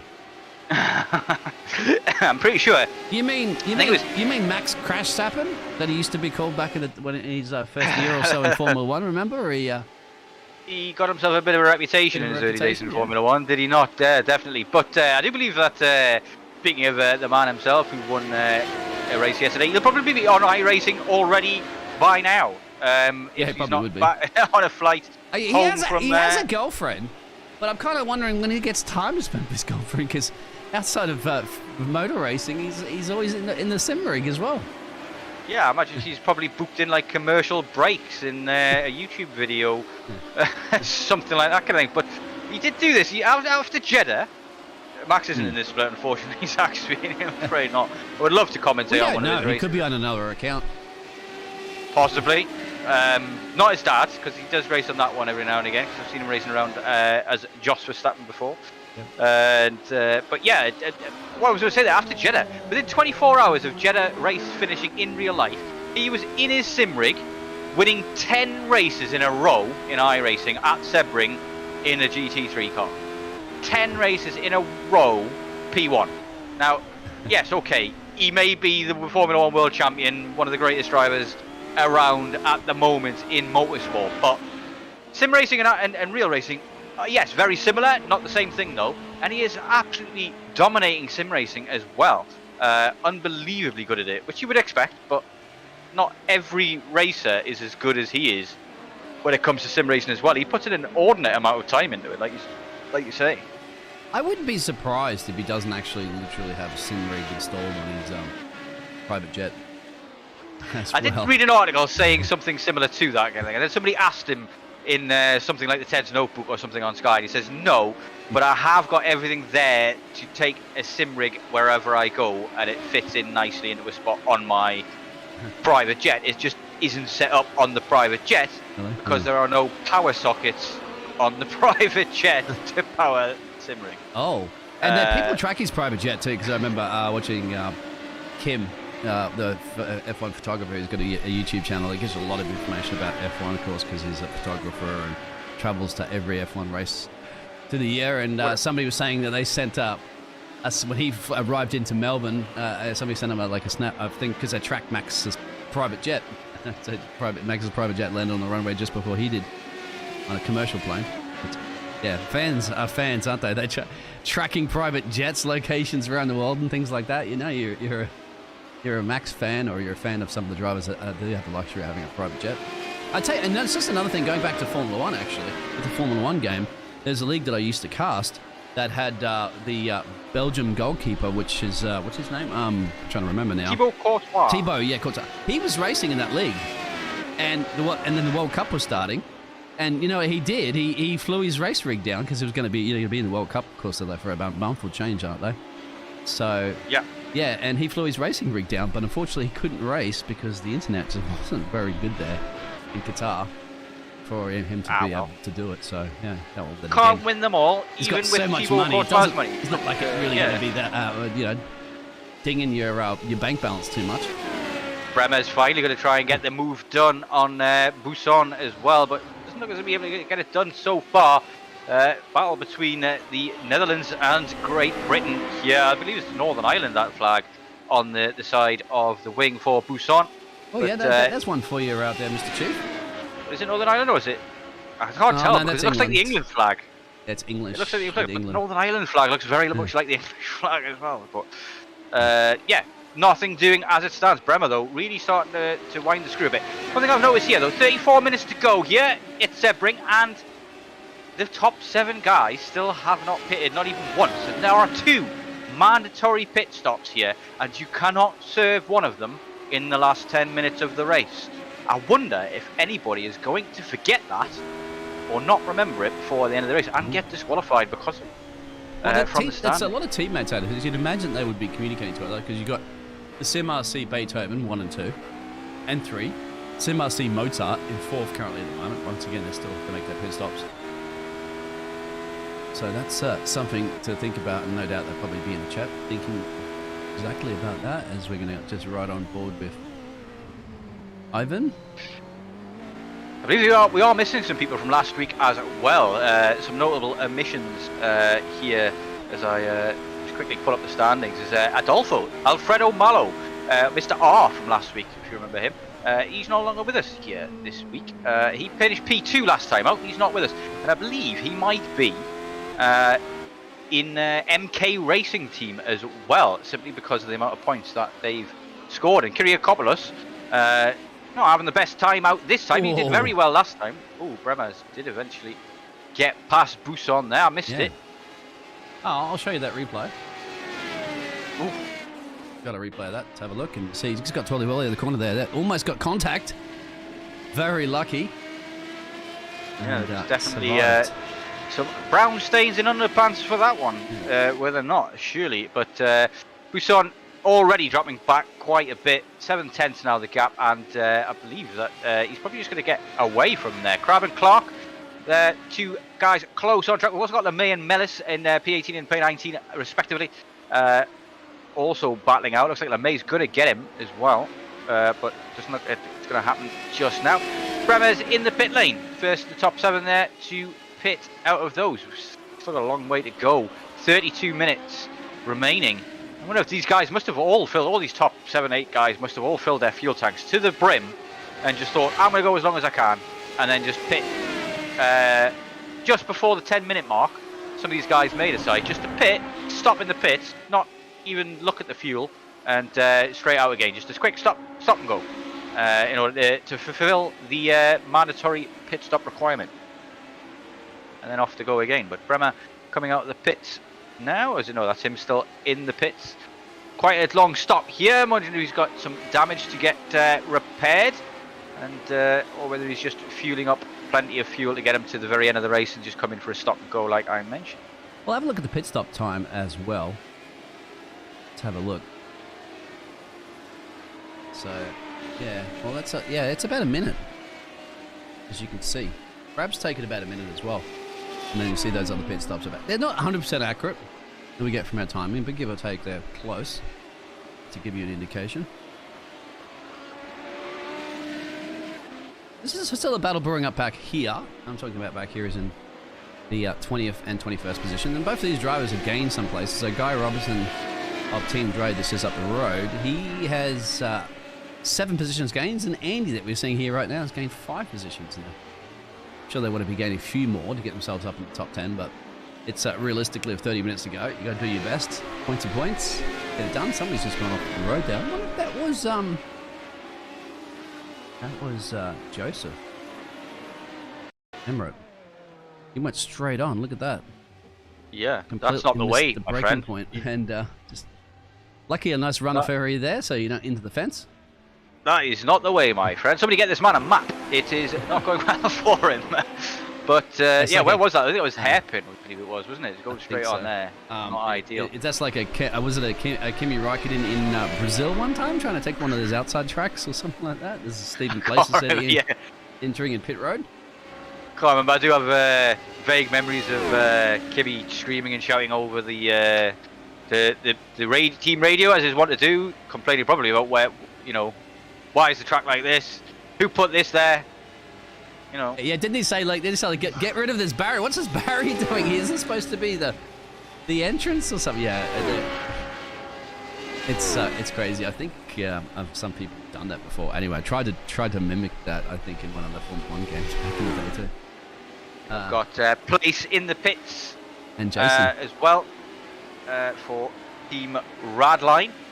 A number of drivers Team Radline in this race here, and a lot of them doing very, very well. They've got to score some big points. Cars in there too. That's Stefan. Yeah, there is. Yeah, he's got a bit of dinged up rear wing. See if that gets repaired or not. Those other cars will do a quick pit stop. Oh, that's right. They have to jack the front up for the front tyres and jack the rear up for the rear tyres. So you're definitely taking some tyres there. For that's an interesting strategy. I don't know if anybody else has been picking up tyres in the pits, and certainly you can take a little bit of time to get them on. It's going to cost you time in the pits to do that, but the time that you gain on the track with fresh rubber, is that worth it? Clark and Crab currently battling hard on track as well. 4 tenths between those guys, and looking at like a spicy race building up here between these two. Bit of a damage there. As you can see, the Team Radline, the N on the Radline is just a bit wonky, and not looking particularly straight there for get a bit of that special carbon fiber gaffer tape they have that they used one time, I think, in one of the practice sessions. I think that was in... Was it not Tsunoda? Did it? Yeah, they got the old duct tape out to fix the rear wing because it wasn't flapping around all over the TRS. That's right, the one that was flapping around. That's right. It's a special tape. Somebody mentioned it the other day. It's like a, it's just like a big. That's what AlphaTauri claim. It's a special tape. Carbon fiber, or it's probably just regular gaffer duct tape from Home Bargains or Home Depot, or whatever you want to call it, kind of thing. Literally Gorilla Tape or something like that. Let's have a look at Bernard here. Bernard, I think that's from the Pocket Rocket Racing team. I'll show you Pocket. This is going to be out braking into the corner here. There, we've seen that a few times. Oh no, he's lost the grip on the back tyres as he's trying to turn in a bit too strongly there, get a tight line, and doesn't go well for him there. But that is the nature of Sunset Bend. Absolute nightmare to get right. The bumps cause all sorts of unsettlements in the car, and once it starts going, it's very hard to get it back again. But one trick, if people are listening and don't already know this one, in this car, if you do start feeling the back end sliding, if you hold the brake and the accelerator at about 50% each, then the back tyres start to spin up, and your front tyres slow the front of the car down, and it corrects itself. Huh. Sometimes. Sometimes. That's the disclaimer I'm sticking in there, and I'm sticking with, because it doesn't always work. I tried it today, and it did. I still went flying off into the barrier, because some things are just unsavable. But look at the bumps in this car here. We're putting on board with this beautiful Castrol car. Man, I hope that'll rattle. It's like, I think Martin Brodden would say, isn't it? It's like when you flat spot a Formula 1 car, it says like driving on a 50p coin. Yeah, the vibrations and things that come through the... Rattle the fillings out of your TV used to say that as well too. So obviously the same sort of thing at the moment in these radical cars. Well, this track as well too, that Zach mentioned as well too, the bumps have even conquered Mr. Max, as we're having Mr.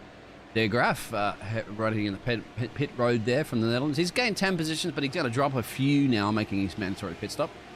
One of his mandatory pit stops. One of two mandatory Stephen pit Place stops, has made his second, you can see. And our Greek name there, if you can pronounce that one again. Kyriakopoulos. Yes, Kyriakopoulos. You got that right last time, didn't you, when we were chatting to the driver? I think so. Yeah, Kyriakopoulos is not an easy one to say, but I like saying Kyriakopoulos, and I'll say Kyriakopoulos as many times as I can in one. That's a good warm-up exercise for those tongue twisters kind of things, you know what I mean? Like, let's say that multiple times. That's not a bad idea, actually, as a commentator, to go through those names and say them multiple times so you get it right. That's something I fail on. That's something that Zachary does quite well. That's something you do quite well, Stephen, as well as James. Whole lot of time practicing reading the Greek phone book for fun and games. True. Hoops and giggles. That's right. That I do. You have Greek heritage, right? I do. My dad's from Greece, and so I speak a little bit of the language, which makes pronunciation a little bit easier, because unlike English, which can be very, very tricky with pronunciations of certain words, and certain words being identically spelt but pronounced differently, like close and close, for example. In Greek, pretty much letters are pronounced as you see them, pretty much every single time, other than the odd obvious rule that everybody knows about, such as the double O for in book, that kind of thing. But otherwise, pretty much whatever you see written in Greek, you can pronounce in Greek because it's pretty much pronounced the same always as that Vicro car there goes off a wee bit sideways. Yeah, a few people that's been catching a couple of those drivers off. Spanish I mean, is kind of like that as well, but I just can't get my head around because once you get the vowels correctly in Spanish, like the and then you read it, you kind of read if you do pronounce it the way you read it, with taking that into consideration, Spanish is very easy, but I struggle with it. But most people don't. Do you speak a lot of Spanish? No, I don't. When you've lived in essentially this country for probably about 10 years, give or take, I've lived in other places during that, but come back here quite a bit. Yeah, no, I'm horrible. The problem is that there's not a lot of people that are patient. I think some of the locals that are can speak English and that was very deep into the corner. That can speak English. Have a bit more patience when with my accent or something, I pronounce the word just not 100% correct. Some of the locals, like in shops or something like that, they'll just look at you and just go, I didn't understand a single word you said. They won't kind of work with you to go, I think you're trying to say this. And you go, yeah, that's it. They just like, nah, you didn't get it right, so sorry, don't understand. No comprende. Definitely a problem I've encountered it before in Greece as well. Everybody wants to practice their English while I want to practice my Greek. So it's difficult to get a conversation going because you can tell immediately just the accent and the stumbling over words and grammar that maybe my Greek's not the best, and then they immediately start speaking back in English, which in certain situations you just think, well, just let me struggle through the Greek and get through it, like respond in Greek, and I'll try my best to understand. But yeah, languages are difficult, and you've got to immerse yourself in them and speak it every day if you can. Yeah, be interesting in countries like Japan and China and Korea and stuff too, where you really have to try to communicate your best, and not a lot of locals are going to be that great at English, and they're going to want to do that practice in English, and you've got to practice your Japanese or Mandarin and stuff like that. We're looking at the moment of Jorgen that's been leading this race from the very start. 5.2 gap there over his teammate. Adam, you said that was Iceland? Isaacson. Is it Isaacson? That's it. I gotta pronounce the I like it's a capital. But he's the only one with a clear visor, so once again you can see, it looks like he's got a smile on his face, so you can just see the eyes. That's like a smile in the helmet for sure, and why not? He's leading the race, but he has to take a pit stop soon. Looks dead inside, to be honest. Like he's that bored with this race all on his own that he's losing the will to live slowly. But it's been a fantastic race so far, we've got to agree. There's been a lot of action, lots of people going off, and currently as it stands, I believe all those blue names on your screen on the left hand side, I mean, they've all been lapped. Well, Birdie's going in. Obviously, the first 5 drivers haven't pitted yet, and we've got 21 minutes remaining. In those next 11 minutes, all of these guys have got to pit twice. Again, yeah. So that's going to be one after the other. That's going to be very, very interesting. I'm going to show too. Well, the gap coming up is going to be interesting because we know that the pit stops here are going to be on average. Well, they're kind of all over the place. We'll have to see. We'll have to see at the moment what Birdie does. So front jack up, so tyre change, and the rear jack will go up. If he's changing the rears, it does. If he's changing the rears, yeah. Let's have a look. Yep, rears.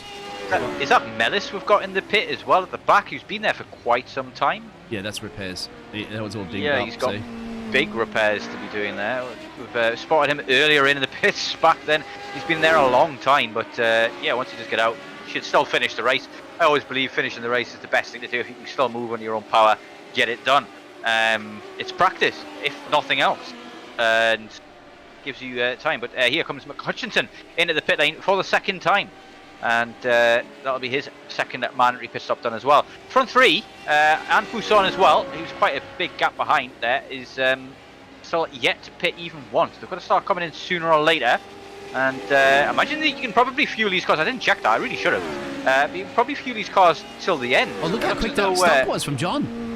It was barely a stop at all. It was barely a stop. Now, this is one of those mandatory, you just have to stop in your box for a millisecond and back out. So that's interesting, and you can see it right there. That it didn't even look like he stopped to me. No, it did not. To be honest, it looked like he was so quick that he barely looked as though he stopped the car. But let's see if it happens to Paul here as well. He's made his first pit stop, so this could be the second pit stop. Does he go straight? No, he's taking something on here. He's taking something, yeah. So thing is as well, like I understand why you want to just come in and just stop and then go again. But surely the better strategy would be to take less fuel in the first place and fill up, because you're going to gain that time out on the track and have the advantage over your rival. That's what I would have thought. Let's see if David does take anything here. Yes, taking tyres. Front jack up. Just be careful with the jack person, okay? Especially if you're in Aston Martin. Might get a bit picky on that one. Don't want to send anybody flying, as I'm pretty sure it was Max Verstappen that once, was it? No, you remember the argument when they had a penalty? It was not in Australia, but the penalty that was immediately disproven. Exactly. Yeah. So this is the second stop down from Tim. We saw him just come in a lap before, and we'll have a look right now if this will just be literally pulling up a new box and then exiting it as quickly as possible. So I'd say so, right? Because he just came in a lap before. Yeah, imagine Birdie now in the pit lane. This is going to give us an indication what the front. Other drivers are going to do as well. So, yeah, look, there it is. Stop and go. Yep. Stop and go, yeah. So that seems to be the strategy from the top guys so far. Mark Hutchinson did the same thing. The only guy who didn't was Place, I believe it was. But none of the front guys, Frank, Isaacson and Nagel, have yet to pit. And Frank is 6-second gap he's got over the next closest guy, as we're starting to get a very beautiful sunset in the background there. And that's not that big a gap when you consider all things. There it is. Told. Race leader. I knew it. There is Frank. Yep. So this is what we expect. Now, is he going to take anything? Because you got to think he hasn't taken any fuel or any tyres. And there's his teammate in behind. It looks like this is pre-planned. I wonder if these guys have worked it all out, or whether or not it was just run out of fuel. Is the other question. Could they even go another lap? We don't know. Yeah, so he's in his box, and his teammate should be right there as well, almost zooming into each other. There it is. Definitely taking tyres. Yep. As well as, just in the background, there's another one to come and join the party. So that you're going to see all three here in the middle of the pit lane. Certainly are. I imagine that's probably down to the fact that they've run out of fuel. They didn't have enough to do the whole 90 minutes, maybe. But Frank is away already, and looks like closely followed by Isaacson. Yep, they all took tyres. Look, probably tyres and fuel. Everybody's taking tyres, yeah. So maybe those that 50% tyre wear that I was talking about earlier on is a bit too much. We've got Buson coming at the pits now as well. He's got a bit of damage to repair as well. Interesting to see whether or not he cares that much about that damage. I don't think he can afford to take it too much now. Just instantly did it there. He's got a fast repair, I believe. Yeah, you're right. So it instantly popped. Yep. Now it's definitely the England flag on the front of his car, so definitely not the Northern Irish one. So that's that mystery solved as well.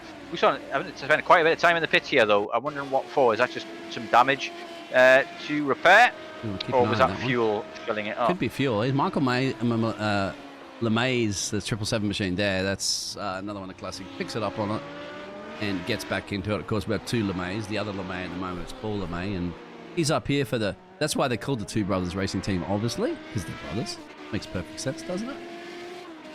I mean, I'd be very surprised if they weren't brothers at this stage, really, with a name like that. But yeah, things are starting to settle down a bit now. We've got a couple of more pit stops still to go. 16 minutes left on that clock, but only 6 minutes for the last mandatory pit stop. So the way I understand he's overshot it. So Paul Crabb overshot it a little bit. Yeah, he's lucky, I guess, that he wasn't doing anything to pit stop. That's just that mandatory one he had to take, but he could see that overshooting your pit stop costs you quite a bit of time sometimes, especially if you had to fill it up or whatever, and you're really, really close in the racing. Because he'd actually set the fastest Sector 7 just before that pit stop, so he was absolutely flying. And I think that little bit of a sector time that he just made was just neglected there by the pit stop. Jurgen's in for his second time. And this is what we expect now, isn't it? This stop and go from these drivers. Now, I wouldn't be surprised if his teammate, yes, they are also going to be entering in there for the same thing. Stop. Now, this is going to be interesting if you do make that little bit of a mistake or having to reverse back or something like that. That's between these two teammates, because that could cost you. It can be huge. I've actually gained a few positions this week. Oh, and it's just a quick stop and go for Frank. And you can gain a lot of time in the pits here, because as well, especially just the braking, where to brake for your brake mark. If you try and brake too early and you're losing all that time there to your rivals, they're getting it right. And you also got the entry and the exits as well. You've got to maximise those. I've noticed a lot of people at Red Bull Ring this week slowing where's down Tim too early Birdie? as they come in. Here he goes. So Tim Birdie's going to take this position back. Look. Bang. As he goes back down the main straightaway because he's made his second pit stop as there's Rudolph in there. Now, where's Ivan? This is interesting. When Ivan can come out ahead or not. Yeah, he's still got another stop to make, though. Oh, so yeah, he does. Busan You're right. as well. So they're still going to lose these positions overall as well. We're going to really wait until that 10-minute mark before we can see exactly where the dust is going to settle here in terms of this race. But one thing that is almost guaranteed, don't want to curse the man, but Frank is almost guaranteed to win this. He's been dominant so far, but he hasn't had it all of his own way. Isakson, going to get that right every time from now on, surely. He's only 6 seconds behind in a 90-minute race. That's pretty good going. Look at the gaps to other drivers. 20 seconds from him to Bertie. 25 seconds from Bertie to Busan. Well, to the leader. Sorry, Look at apologise. this That's the dinged leader up car gap. from John. And he hasn't taken the repairs. I wonder if he's run out of fast repairs. He might have, because he must have. I think he must have had another moment because that wasn't that bad before. Remember, we saw the car got fixed coming out of the pit lane the first time. Remember, and now he's back in again. So I'll have to check. Yeah, here it is. He's actually gone off track now. This is the reason why there's been a moment with John, and that's not a mirror of where he hit earlier, wasn't it? But that's the reason why it's all damaged up again, and that's. Yeah, no fast repairs left, but we have to definitely be on the assumption they had fast repairs before now. And yeah, that's a lot to repair. Now, whether or not he's got 13 minutes to go, he's currently running now in 21st place after dropping 17 positions. I don't know if that'll be a retirement or not. He's still in the car. That's possibility. I mean, he might have so many repairs that he'll be in there for the remainder of the race. 12 minutes to go, and 2 drivers still in the top 10. Have not done their second pit stop, but Busan and Bremer. Bremer is coming into the pit lane now as we speak, and he's going to serve his. I wonder if he's going to take anything on or whether it's just going to be a quick stop and go like others have done so far. Busan out and ahead, already got a whole lap to do before he can get back in as well, but only 2 minutes remaining of the mandatory pit stop window. So and Stephen Place goes past, and I think Paul going to be able to take this position because yeah, Bremer's now exiting pit road. Where's Paul Crabb? There, no. Coming Paul, down too from far Seven back. Bend now. Yeah. Too far back. But might be able to catch up that gap in the 10 minutes.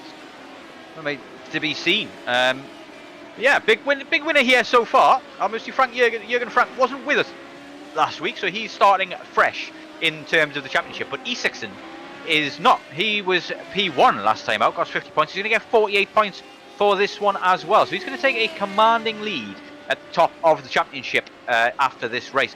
Bertie, who finished P3, I believe, last time out, is going to be also up there or thereabouts as well. Kyriakopoulos has managed to recover quite well in this race as well, but Bremer up 10 position, following on board with him at the moment, has done an absolutely fantastic job, keeping things clean so far and making the most of his chances. We've also got Duckworth down in P15, who's gained 9 positions as well. But Hutchinson, though, day to forget.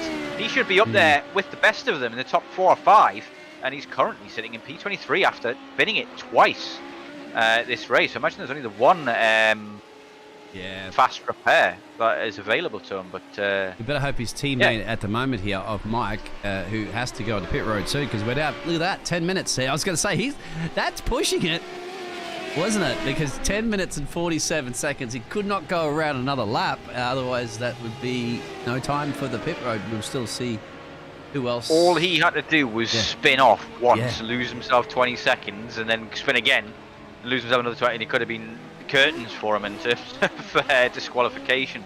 McHutchinson's still in the pits as well in front of him. Look at that, the Team Radline guy in front of him there, still with a damaged wing as well. I imagine he's got a lot of repairs to get through. This could be close. Where's Mike? And there's Place Stephen. comes through. And, but yeah, Busan gets ahead of Bremer. I mean, that's not bad going. Stephen Place has had remember Stephen Place took those rate. pit stops earlier. As he was a lot. He took him a lot. He took a very early pit stop, and then the second time around, Stephen Place boxed on lap 31. Okay, these guys just recently boxed, as you know, 39s for the leaders up there, 37s, 39s, and 41 you just saw there from Mike. So yeah, by about 10 laps a lap earlier. And also Dennis, the Greek pronunciation driver, of course, he last boxed on lap 38. So very, very early for him, but they've all made their 2 pit stops now, so I won't show you that up on the screen anymore. Kyriakopoulos was around and in the last place after the first lap as well, remember? He got tagged in the early stages of this, and he's managed to get himself back up to P9 and gain 4 positions over his starting position after being all the way down back in very last after the first lap as well. So that is in a remarkable recovery, you've got to say.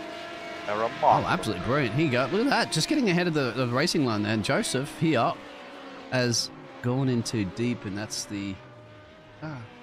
see, nobody else, I believe, has any contact. Is he going to return back to pit road? No, he's just trying to find the reverse gear underneath the bridge. Didn't even know there was an overpass bridge there. And something new every day. Joseph Emmett around again on your replay there, yeah. Yeah, and it's okay. Should be okay. There was no damage as they go to start another lap. Yeah, as you said, for Dennis here, is doing a pretty good job. Yeah, but yeah, give it to the Dutch driver as well, too, for the Platinum Racing Team. 10 positions gained. Kept his nose. Some of those drivers do. Some really do perform better in more endurance races, don't they, than shorter sprint races, let's say. It's a different kettle of fish. You've got to be a lot more aggressive in a shorter race because there's less time, less laps to get what you need done. And in this kind of race, it's all about consistency and banging in the same laps over and over again without ever making a huge mistake like McHutchinson has this evening. He's made 2 big costly mistakes, and that is part of it. And you wonder yourself, practice. He's out of the car. He said, nah, I'm done. Yes, possibly. Well, maybe he's just crew chiefing for some of his teammates in the meantime, trying to get those repairs done. But he's not retired the car. His teammates, there's a number of there, people who are out at the moment. They're 1 position gain in P6, and of course, and they're Paul Crabb a little bit further back there in P8, but dropping 2 places, but still in it. Which you'd like to see, of course. And that's it so far. Sort of the team Radline drivers, and that's what he probably would be doing. She said, like spotting, crew chiefing. But at the moment, he's got to be more. They have to be more concerned about the old Sim RC teams, aren't they? The Beethoven and the Mozarts. Definitely, what would you call, composing some of the best race results this season for the team. There you go. I was looking at that. I was about to say something similar. Because Beethoven there in Jürgen Frank has managed to set the fastest lap as well. So. He is music to his ears. He's managed to steal that off Adam Isaacson as well. Let's on board and tell it, and you can probably give me an indication, even with the traffic here, how smooth operator Carlos Sainz-esque is Mr. Yogan here around at the moment on this track, especially if he's putting the fastest laps in now. Certainly is. He looks very predictable in his input. If you look at his steering wheel, it's very, very light, tiny inputs here, and he's very rarely, as you look at that, he's trying to turn it in, but it's not snapping, it's not wrestling with it. It is very smooth stuff indeed, which is what you need throughout the entire of an endurance race. It's all about keeping everything as smooth as possible. If the back end of this car starts to slip slide, yes, it's catchable, yes, it's very fun when it starts happening, but it definitely costs you time. And what a line that is that he's taken through Le Mans there as well. I was really struggling with that corner for our we got into this broadcast. Bremer up 10 positions is absolutely fantastic stuff. I've got to say Stephen Place as well has done a fantastic job to get himself up into P5 as well. But this man here, Frank, has absolutely dominated proceedings, but that gap behind to Isaacson is now dropped down to 5.6. But the fastest lap that just came in from Frank. And then here we have another lap being put in as well, a 53 flat. So 4/10 up on his fastest lap time, but I believe that is still a margin quicker. It is a 52.6 from Isaacson to re-steal that fastest lap. So is there a bit of a battle going on here, just in terms of mental battle here going on between these front two? Is Isaacson going to be able to wheel him in? I don't think he is, to be honest. There's a long way to go for the last 5 minutes, but we have got a battle here between Buisson and Place, as well as Buisson has managed to catch up to the back of Stephen Place, and this could get interesting with only 4.5 minutes remaining. And now it's the time to get something done, if you want to. We know that for a fact that with John retired at this race, we assume he's retired there. He's probably right now trying to boost his team up as much as possible. Then, so come on, Mike. I believe you can get it done. I believe Mike believes that he can get it done, and at the moment he's just got to study the Canadian driver there, Stephen Place, up the road there, and see if he's gonna make a mistake. And Stevie, of course, has to make sure he drives this car flawlessly home for the remaining 4 minutes and change to make sure he keeps that 5th place for Mr. Place. There you go. Canadian is definitely going to be feeling the pressure, and Buisson wants to get this done. It's 2 points under his wing that he really wants in terms of the championship as well. And Buisson not here, I believe, in week 1 for the original race, so he's got some catching up to do, and he'll need to make the most of every opportunity that he gets, and this is an opportunity. So yeah, as I was saying earlier in the race as well, we've got a number of people who are not here who were last time, most notably Alfredo Melo R, who finished P2 last time out, and we've also got Arturas Kundelis as well, who had a fantastic race last time out, finished P5, is not with us this evening either. So sorely missed, but we've got to focus on the drivers that we have got here, and it's Buisson ratcheting up the pressure. I cannot speak with this tooth, man. I need to get this tooth placed ASAP. Yeah, yep. You sound okay. I wouldn't even notice unless you told me. But you obviously know a lot more about how it feels than I do. This is it, isn't it? This is going to be the move here, down into Sunset Bend. He's got a big toe, but it looks like he's going to hang back for the moment, make the move into turn 1 maybe. It's going to be a lot easier to get it done into there, but I imagine that it's going to be defended very hard indeed by Stephen Place, the Canadian, not doing the Canadian thing and just rolling over and saying sorry as the stereotype goes, but he's doing a fantastic job of holding him up at the moment. But it looks as though Buisson is quicker, and he's really starting to ramp up that pressure now. He's just within 2/10 as we head into the final 2 minutes of this 90-minute race, and it's starting to get very dark around Sebring, and that makes it more of a challenge for the drivers in terms of seeing things. These guys do have headlights though, so you can see a little bit where you're going, but it does make things a little bit harder driving in the dark. I turn my headlights off and just put your VR, so your infrared goggles on, and see if at night time, so you drive dark. Look at this.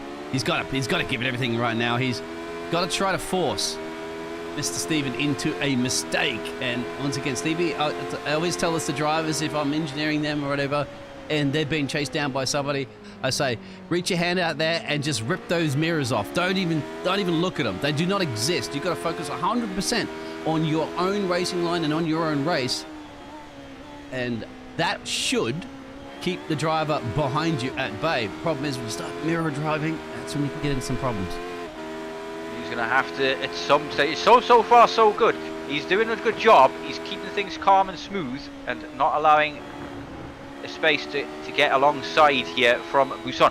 But he hasn't really had to defend as of yet. He's going to have to, at some point, pick the inside line, and that could then open the door for Buisson. Oh, on the grass he goes. That's looking in his rearview mirror, like you said. He's wiggling a bit there to say sorry. He's going to give him the place, is he? He's going for the inside, and yep, there he goes. Down the inside, the 31 car goes. Is he going to get it done? Looks like he's got it sorted. Very, very wide line there from Place, and he doesn't get it done, doesn't get it in but time. Now there has to be, right, look at this, they are going to be dragging, but the inside, the turn to the left will go in the favour there of Stevie. But look at the exit speed coming out here. He's going to swing now to the opposite side, but tucks in behind. Doesn't elect to send yet. Now he's getting very defensive. Now is the Canadian. He's starting to get those elbows out and make this as difficult as he can for the Englishman Buisson behind. And Buisson is unable to find a way through as it stands. He's going to have to get a bit more aggressive. He's going to have to send it. He's going to have to really start piling the pressure on a bit. Now that he's seen that this guy's willing to defend, this is going to be the last lap, I believe. Are we on the white flag? It looks like we've got 17 seconds remaining. Coming around the corner now, so if I think that will tick off, it's going to be close, but look at that, 7 seconds or so. Yep, there it is. So you could call that one. Jürgen has got the job done. GG's on that. Certainly has. Crosses the finish line in P1, gets it done by 6 seconds or more. And Isaacson, with a very strong, solid P2, takes a hold of the championship. so far, but he's definitely got some competition here in Frank, who is rapid indeed. Bertie will cross the line next as he now comes through. Where is he? It looks like Sunset Bend, I believe it is. And Nagel down Le Mans Straight as it stands, coming around Sunset Bend. Buisson and Place still fighting it hard as Bertie rounds out the podium. And Buisson, is he going to go for it here? It looks like he's getting very close.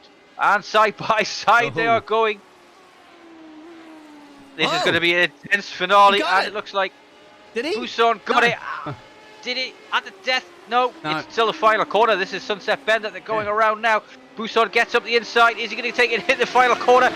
It looks like he has, but the long way around for Place. He's catching, he's gaining, he's going to get it on the line. Is he? Is he not? No, it's 3/100ths between the two drivers. What a finale between those two. That is some very tense racing. After 90 minutes, 3/100ths of a second between P5 and P6.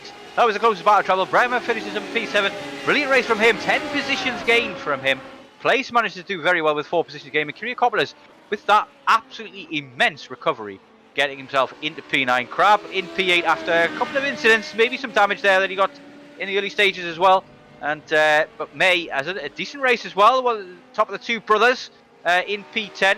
Maybe he wanted a bit more from that after starting. I think he started a little higher, but a decent race in the end for him as well. He makes the top 10, and that's where you want to be really, to get those big points. Top 10 of these guys. Clark is going to finish the race next, and then Graf and everybody else was lap. McHutchinson still in the pits, able to finish the race. Damage was just too much. That did not go his way. We have 4 drivers out. I believe that's Blanco, Dozer, and the others I didn't catch. Yeah, look at this. Having a bit of a yarn together. The perfect situation there for the teammates all together there. 1, 2, and 3. And 4 if you really do count the Mozart driver as well. But, yeah, dominating performance. And that's just unfortunately, once again, because John would have been in the mix with them. He didn't have the unfortunate damage twice, and the second time around elected to retire the car. So results should be coming up now on the screen for you to go over there, Mr. Stephen. Certainly will. We've got Mr. Well, we've missed the first 10 there, but never mind. There we go. There we go. So Jürgen Frank, number car 176, wins his first race of the season at round 2 in Sebring. Adam Isaacson, who won last time out, gets himself a nice solid P2, and Tim Bertie rounds out the podium for Sim RC, and Rudolf Nagel in for Sim RC as well in P4. But Team Radline bringing up P5 with Mike Buisson, who won that place at the very death with some absolutely fantastic racing up the inside of Stephen Place, the Canadian, who almost got it back on the line, was gaining and gaining, but 300th, 400ths, not quite enough. Ivan Bremer finishes P7. We've got P8, Paul Crabb, P9, Kiriakopoulos with a fantastic recovery driver being last on lap 1. Paul LeMay in P10, top of the two brothers. Paul Clark in P11. 12 is Menno de Graaf. 13, David Walters. 14, David Rolliston. 15, Jason Duckworth. 16, Nihad Glushik. And 17, Michael LeMay. We've also got Jorge Gonzaga in P18. And moving on, we've got Andy Behan in the P19. I believe it's Behan. Could be Behan. I can't pronounce it. I don't know. P20, Guy Robertson. P21, Alex Rogenbuck. P22, Berend Wienik. And P23, Joseph Emmett, who had a tough time of it today. 4 laps down in the end. Had a couple of incidents. John Hutchinson, 7 laps down. Finished it off in the pits, but did finish. Then we've got Melis, who believe did finish as well. We've got Blanco Doza and Ibas, who all went out. That is our grid for the Radical World Series in Europe. Race 2 is over and done with, and we have a man waiting in the interview already. It is our race winner, Jürgen Frank. Very keen to get his interview out of the way. Maybe he's got places to be. Who knows? Yeah. All right, let's try get Mr. Jürgen in here, and you can start that interview with, well done, Mr. Jürgen. GG's, my friend. A race win. Yeah, good evening. Thanks. Yeah, not a bad job at all. A bit of a lonely race for you in the end. You've spent the entire time in first place, but you won't be too disappointed with the lack of racing, I'm sure. Looked like Isaacson definitely pushed you to the very end. Only 5 or 6 seconds in it at the end after a 90-minute race. isn't that big a gap overall. Do you feel you had him covered with the pace that you had available? It was very close actually, because I think we had the same pace. He had 2 mistakes in the beginning that slowed him a bit, but we had actually a big fight for the fastest lap, and yeah, it was very intense because usually a 90-minute race is not that long, but in that car it's very hard to do. Yeah, you won that battle, I believe, as well for the fastest lap with a 152.40. I believe was your best lap there, which is very impressive. I've got to say, I've been doing some running in these cars just before we started. I could barely get it under 2 minutes. Talk us through your strategy in terms of setup and fueling as well. You did what a lot of people did, by the looks of things, where you just came in for the second mandatory pit stop, was just a stop and go. What was your thinking behind that, and why didn't you just take less fuel and just fuel up? Did that not work? Yeah, the setup we built together. The most work did Rudolf Nagel. He's a legend in doing setups at Radical. And for the strategy, yeah, of course I drove the car empty because you gain a lot of pace. Then I refueled like 22 liters. And I also took tires because I didn't want to risk it. I think you gain like 3 seconds, but I was already struggling a little bit with all 4 tires, especially in Sunset Bend. I had a few oversteer snaps, but it was still okay. And yeah, the second pit stop I did, I think it was directly 1 lap after, because I saw some traffic in front, and so I decided to dodge this traffic. Yeah, definitely worked out for you in the end. It's race 1 of your season so far. You missed the original one in Zandvoort. Are you going to be with us next week? Or are you going to miss many more races, or do you feel as though you're now firmly in this championship rivalry to win it? I really wanted to race last week, but I got sick, and yeah, sadly I couldn't drive with high fever.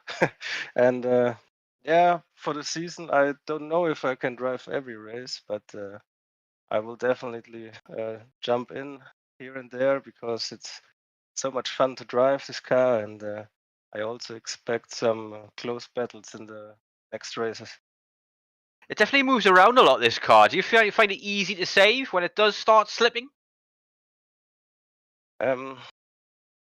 Yeah, it's quite easy to feel the car. You feel everything what the car is doing. It's a little bit different than GT3, where everything is a bit softer.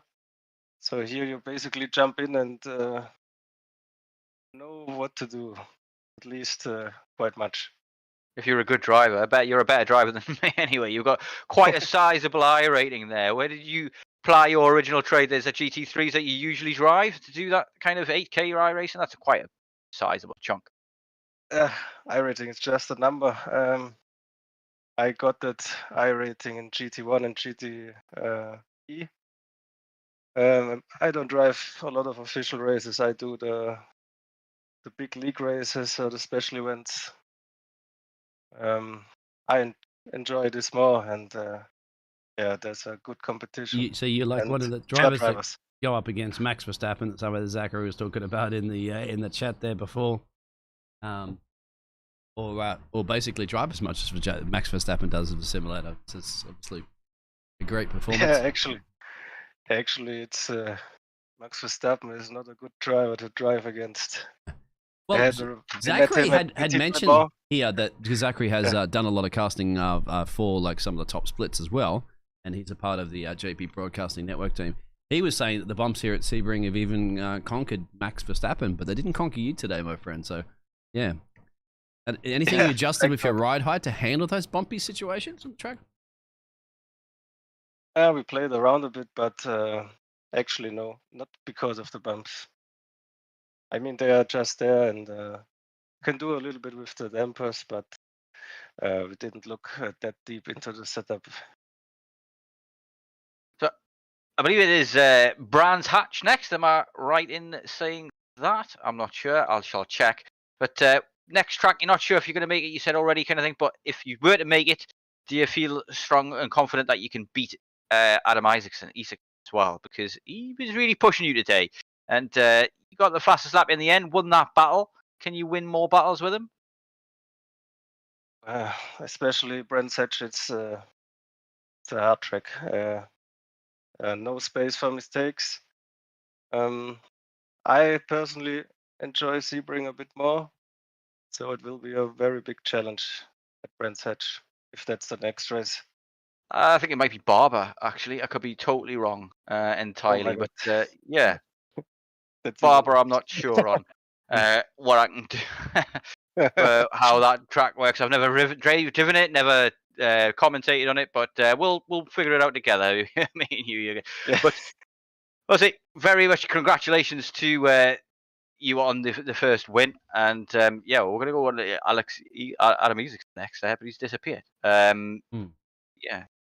Yeah, Never I can call him. Maybe. Yeah, call him. Grab your teammate by the scruff of the neck there, and play some Beethoven music to you. I'm pretty sure you might be playing. So I hope you're playing some of that Beethoven music. We're in the cockpit, of course, because a Beethoven domination. Just to confirm that Adam is in the SimRC Beethoven team, or is he in the SimRC Mozart team? I'll get mixed up on that one.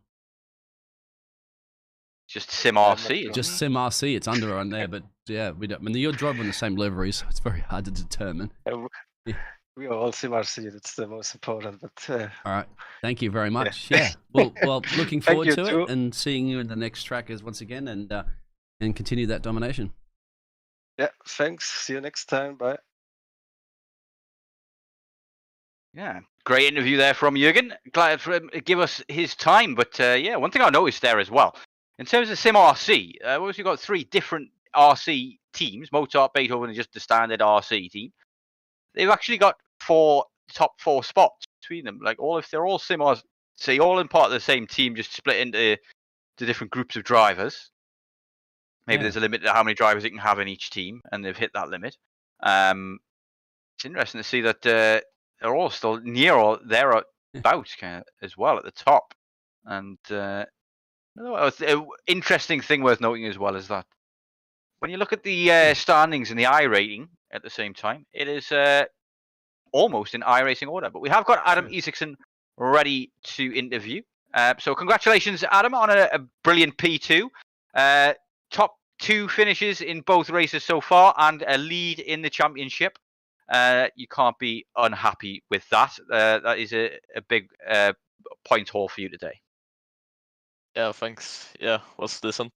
I didn't really get it together at the start, so I lost Jürgen a bit, which was unfortunate because I wasn't able to catch him after that. But yeah, P2 is still good, I guess.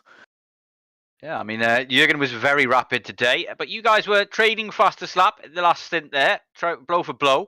You managed to take it off him a couple of times, but he did nick it in the end by 1.5 tenths.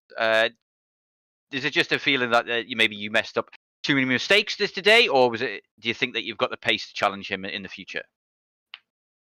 Well, yeah, Jürgen was very quick, as he said.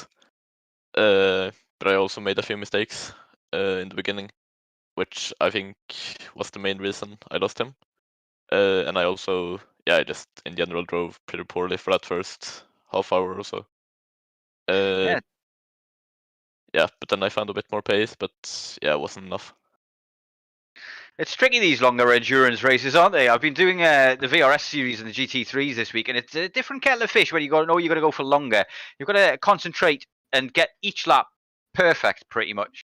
And it's so easy to make one big mistake. And unfortunately, one of your rivals today, John McHutchinson, had one of those big errors, and he ended up down in P23, I think it was, in the end, which goes to show what happens if you get it wrong and end up in the wrong barrier. One thing I wanted to ask though is SimRC. What's the deal with the teams? Like you've got SimRC Beethoven, you've got SimRC Standard, just you and this one, and then you've got SimRC Mozart. Is that just are you a big group of guys who all know each other and race together, and you've had to split the teams across 3 teams, or what's going on there? I actually have no clue about the naming of the teams. I kind of registered for this a bit late, so basically when I registered, we already had 4 guys, so I was the 5th guy. So then I just kind of jumped in as an quote-unquote extra guy. Yeah. Okay. Yeah. So Go ahead. yeah, I'm not really. I don't know actually. I was going to ask you, who's your favorite composer then? That's a difficult one. Okay. I'm gonna be honest. Well, how about you save that one and we'll ask you that one next time we're talking to you. That means you've just got to get on the podium, okay, if you want to have a chat to us at the end of the race. And then we'll, you've got a week or so to ponder on that one. Absolutely. So. Yeah, next question I had for you was in terms of Tim Birdie. He's currently your closest championship rival after today. He's got P3 the first race, P3 the second race. You've got P1 and P2. So you've got 4 points, I think, ahead of him. But with the point system the way it is, it's difficult to really pull out a lead over your rivals. It's a case of you've got to be very consistent with this point system, with only 2 points separating the top 10 or so. How do you feel about that? Is that something that you raced this guy before? Do you know he's got a mistake in him, or are you thinking in terms of long term, just win every race or do as well in every race you can each time? Yeah, I think it's maybe a bit early to be thinking about championship points. It's still a long championship, so just need to focus on every race basically. Only 10 rounds. It's not all that long. I mean, one missed race could cause absolute havoc, which obviously you've seen already. Jürgen has missed the first one, and he's now going to be minimum 48 points behind the next person. So it can have a big ripple-on effect in these shorter series. With only 10 races, you've put yourself so far in a prime position to take that. But one bad race, one issue like McCutchinson had today, and that could cause real problems. How do you keep your focus in terms of that over the season and over the course of some of these longer races as well? Because every other race here is going to be an endurance one, this 1 hour and a half of racing. Is it difficult for you to keep on top of things? So do you ever get woken? I don't know about you, but when I'm doing an endurance race, every now and again something happens to me, like I get a snap of oversteer or something like that, and all of a sudden it jolts me into, I really need to focus and concentrate because it's so easy to lose it. Does that happen to you? How do you feel as though you fare in the longer races? Well, I think I mean, this 90-minute races are definitely a little bit harder than the 30-minute ones, but yeah, it's something that you learn to deal with really, especially when, like, I've done a lot of like endurance races, 12 hours and 24 hours and stuff. So it's something that I think you learn. About the patience sometimes. It's Barber next, a track that I have zero experience at. What's your experience like there? Same actually. I don't even have the track yet, so yeah. No, I don't have it either. So yeah, I'm gonna have to pull some doubles or something like that to kind of afford that. It's very expensive, this iRacing lark. It's enough to bankrupt a man at times, but yeah, it's that much fun. I've had an absolute whale of a time racing all week this week. How much practice do you put in before a session like this? Well, to be honest, this one I didn't really do a lot. I did maybe 1 or 2 hours. But yeah. Kudos to that then, because I've got to spend a lot more time in the car, any track, anything, before I can get up to speed. It's taken me a good 5 or 6 races to do it in the GT3s at the Red Bull Ring this week. But I have to say that track is an absolute nightmare for track limits. Track limits don't seem to be much of a problem here, and I haven't got a clue about them at Barber Motorsports. But you've gotten off to a fantastic start so far to the season. You've got to be very pleased with that. But we'll try and take up no more of your time and let you go and enjoy the rest of your evening, Adam. Right. One question before you go: how do you pronounce your surname? Isaacson. I think. Isaacson. Yeah, we got it right eventually. My apologies for calling you Ericsson. I had it right all along. I've been calling you Isaksons all day because the footballer for Newcastle United is called Isak, and he's Swedish. And yeah, I thought, well, works as well. I thought yours might be the same, but Isaacson is the better way. Okay, so we'll use that one in the future. But anyway, thank you very much for your time. It's a pleasure talking to you as always, and we'll let you enjoy the rest of you. Right, thanks a lot. Have a good one. Yeah, that is it. Absolutely, we got through those interviews. So we'll wrap that one up at the moment. So obviously, a big GG's there to the Sim RC Racing team there, getting it done. And a grueling race, but you'd have to say pretty good considering not many retirements. I think we're only about 5 retirements at the end of the day, maybe 6 because of John with that late one. But for an endurance race, not bad. Clean starts, obviously, as you saw. So everybody got through there cleanly, and a couple of just a little moments, but yeah, not bad at all considering when everybody's bunched up in a great track like this. So yeah, that's it. I'll let you take the final words out for us there, Stephen. Thank you very much. Very gentlemanly of you. But yeah, it's been a fantastic race. As you say, there was a lot of action, a lot of great racing to be had there. Some great conversations between me and you as well. And some big changes in the championship as well. And I can't wait to see how this championship shapes up. It's already shaping up to be pretty tight, especially in terms of drivers championship as well, because the points differences are very slim. Because of that, that means the team championship's also getting mixed up very rapidly in the first 2 races as well. And we're going to start seeing that take shape next week at Barber as well, if I'm indeed available for it as well. I don't have the track yet, so but I should be able to work out something to get that track in. It looks like an exciting one, but yeah, it's been a pleasure commentating with you as always, Dean, and I'm looking forward to doing it next week, if not sooner. Thank you everybody for watching. Please don't forget to hit that like and subscribe button to help us out. Thank you and enjoy your rest of your evening. Bye bye.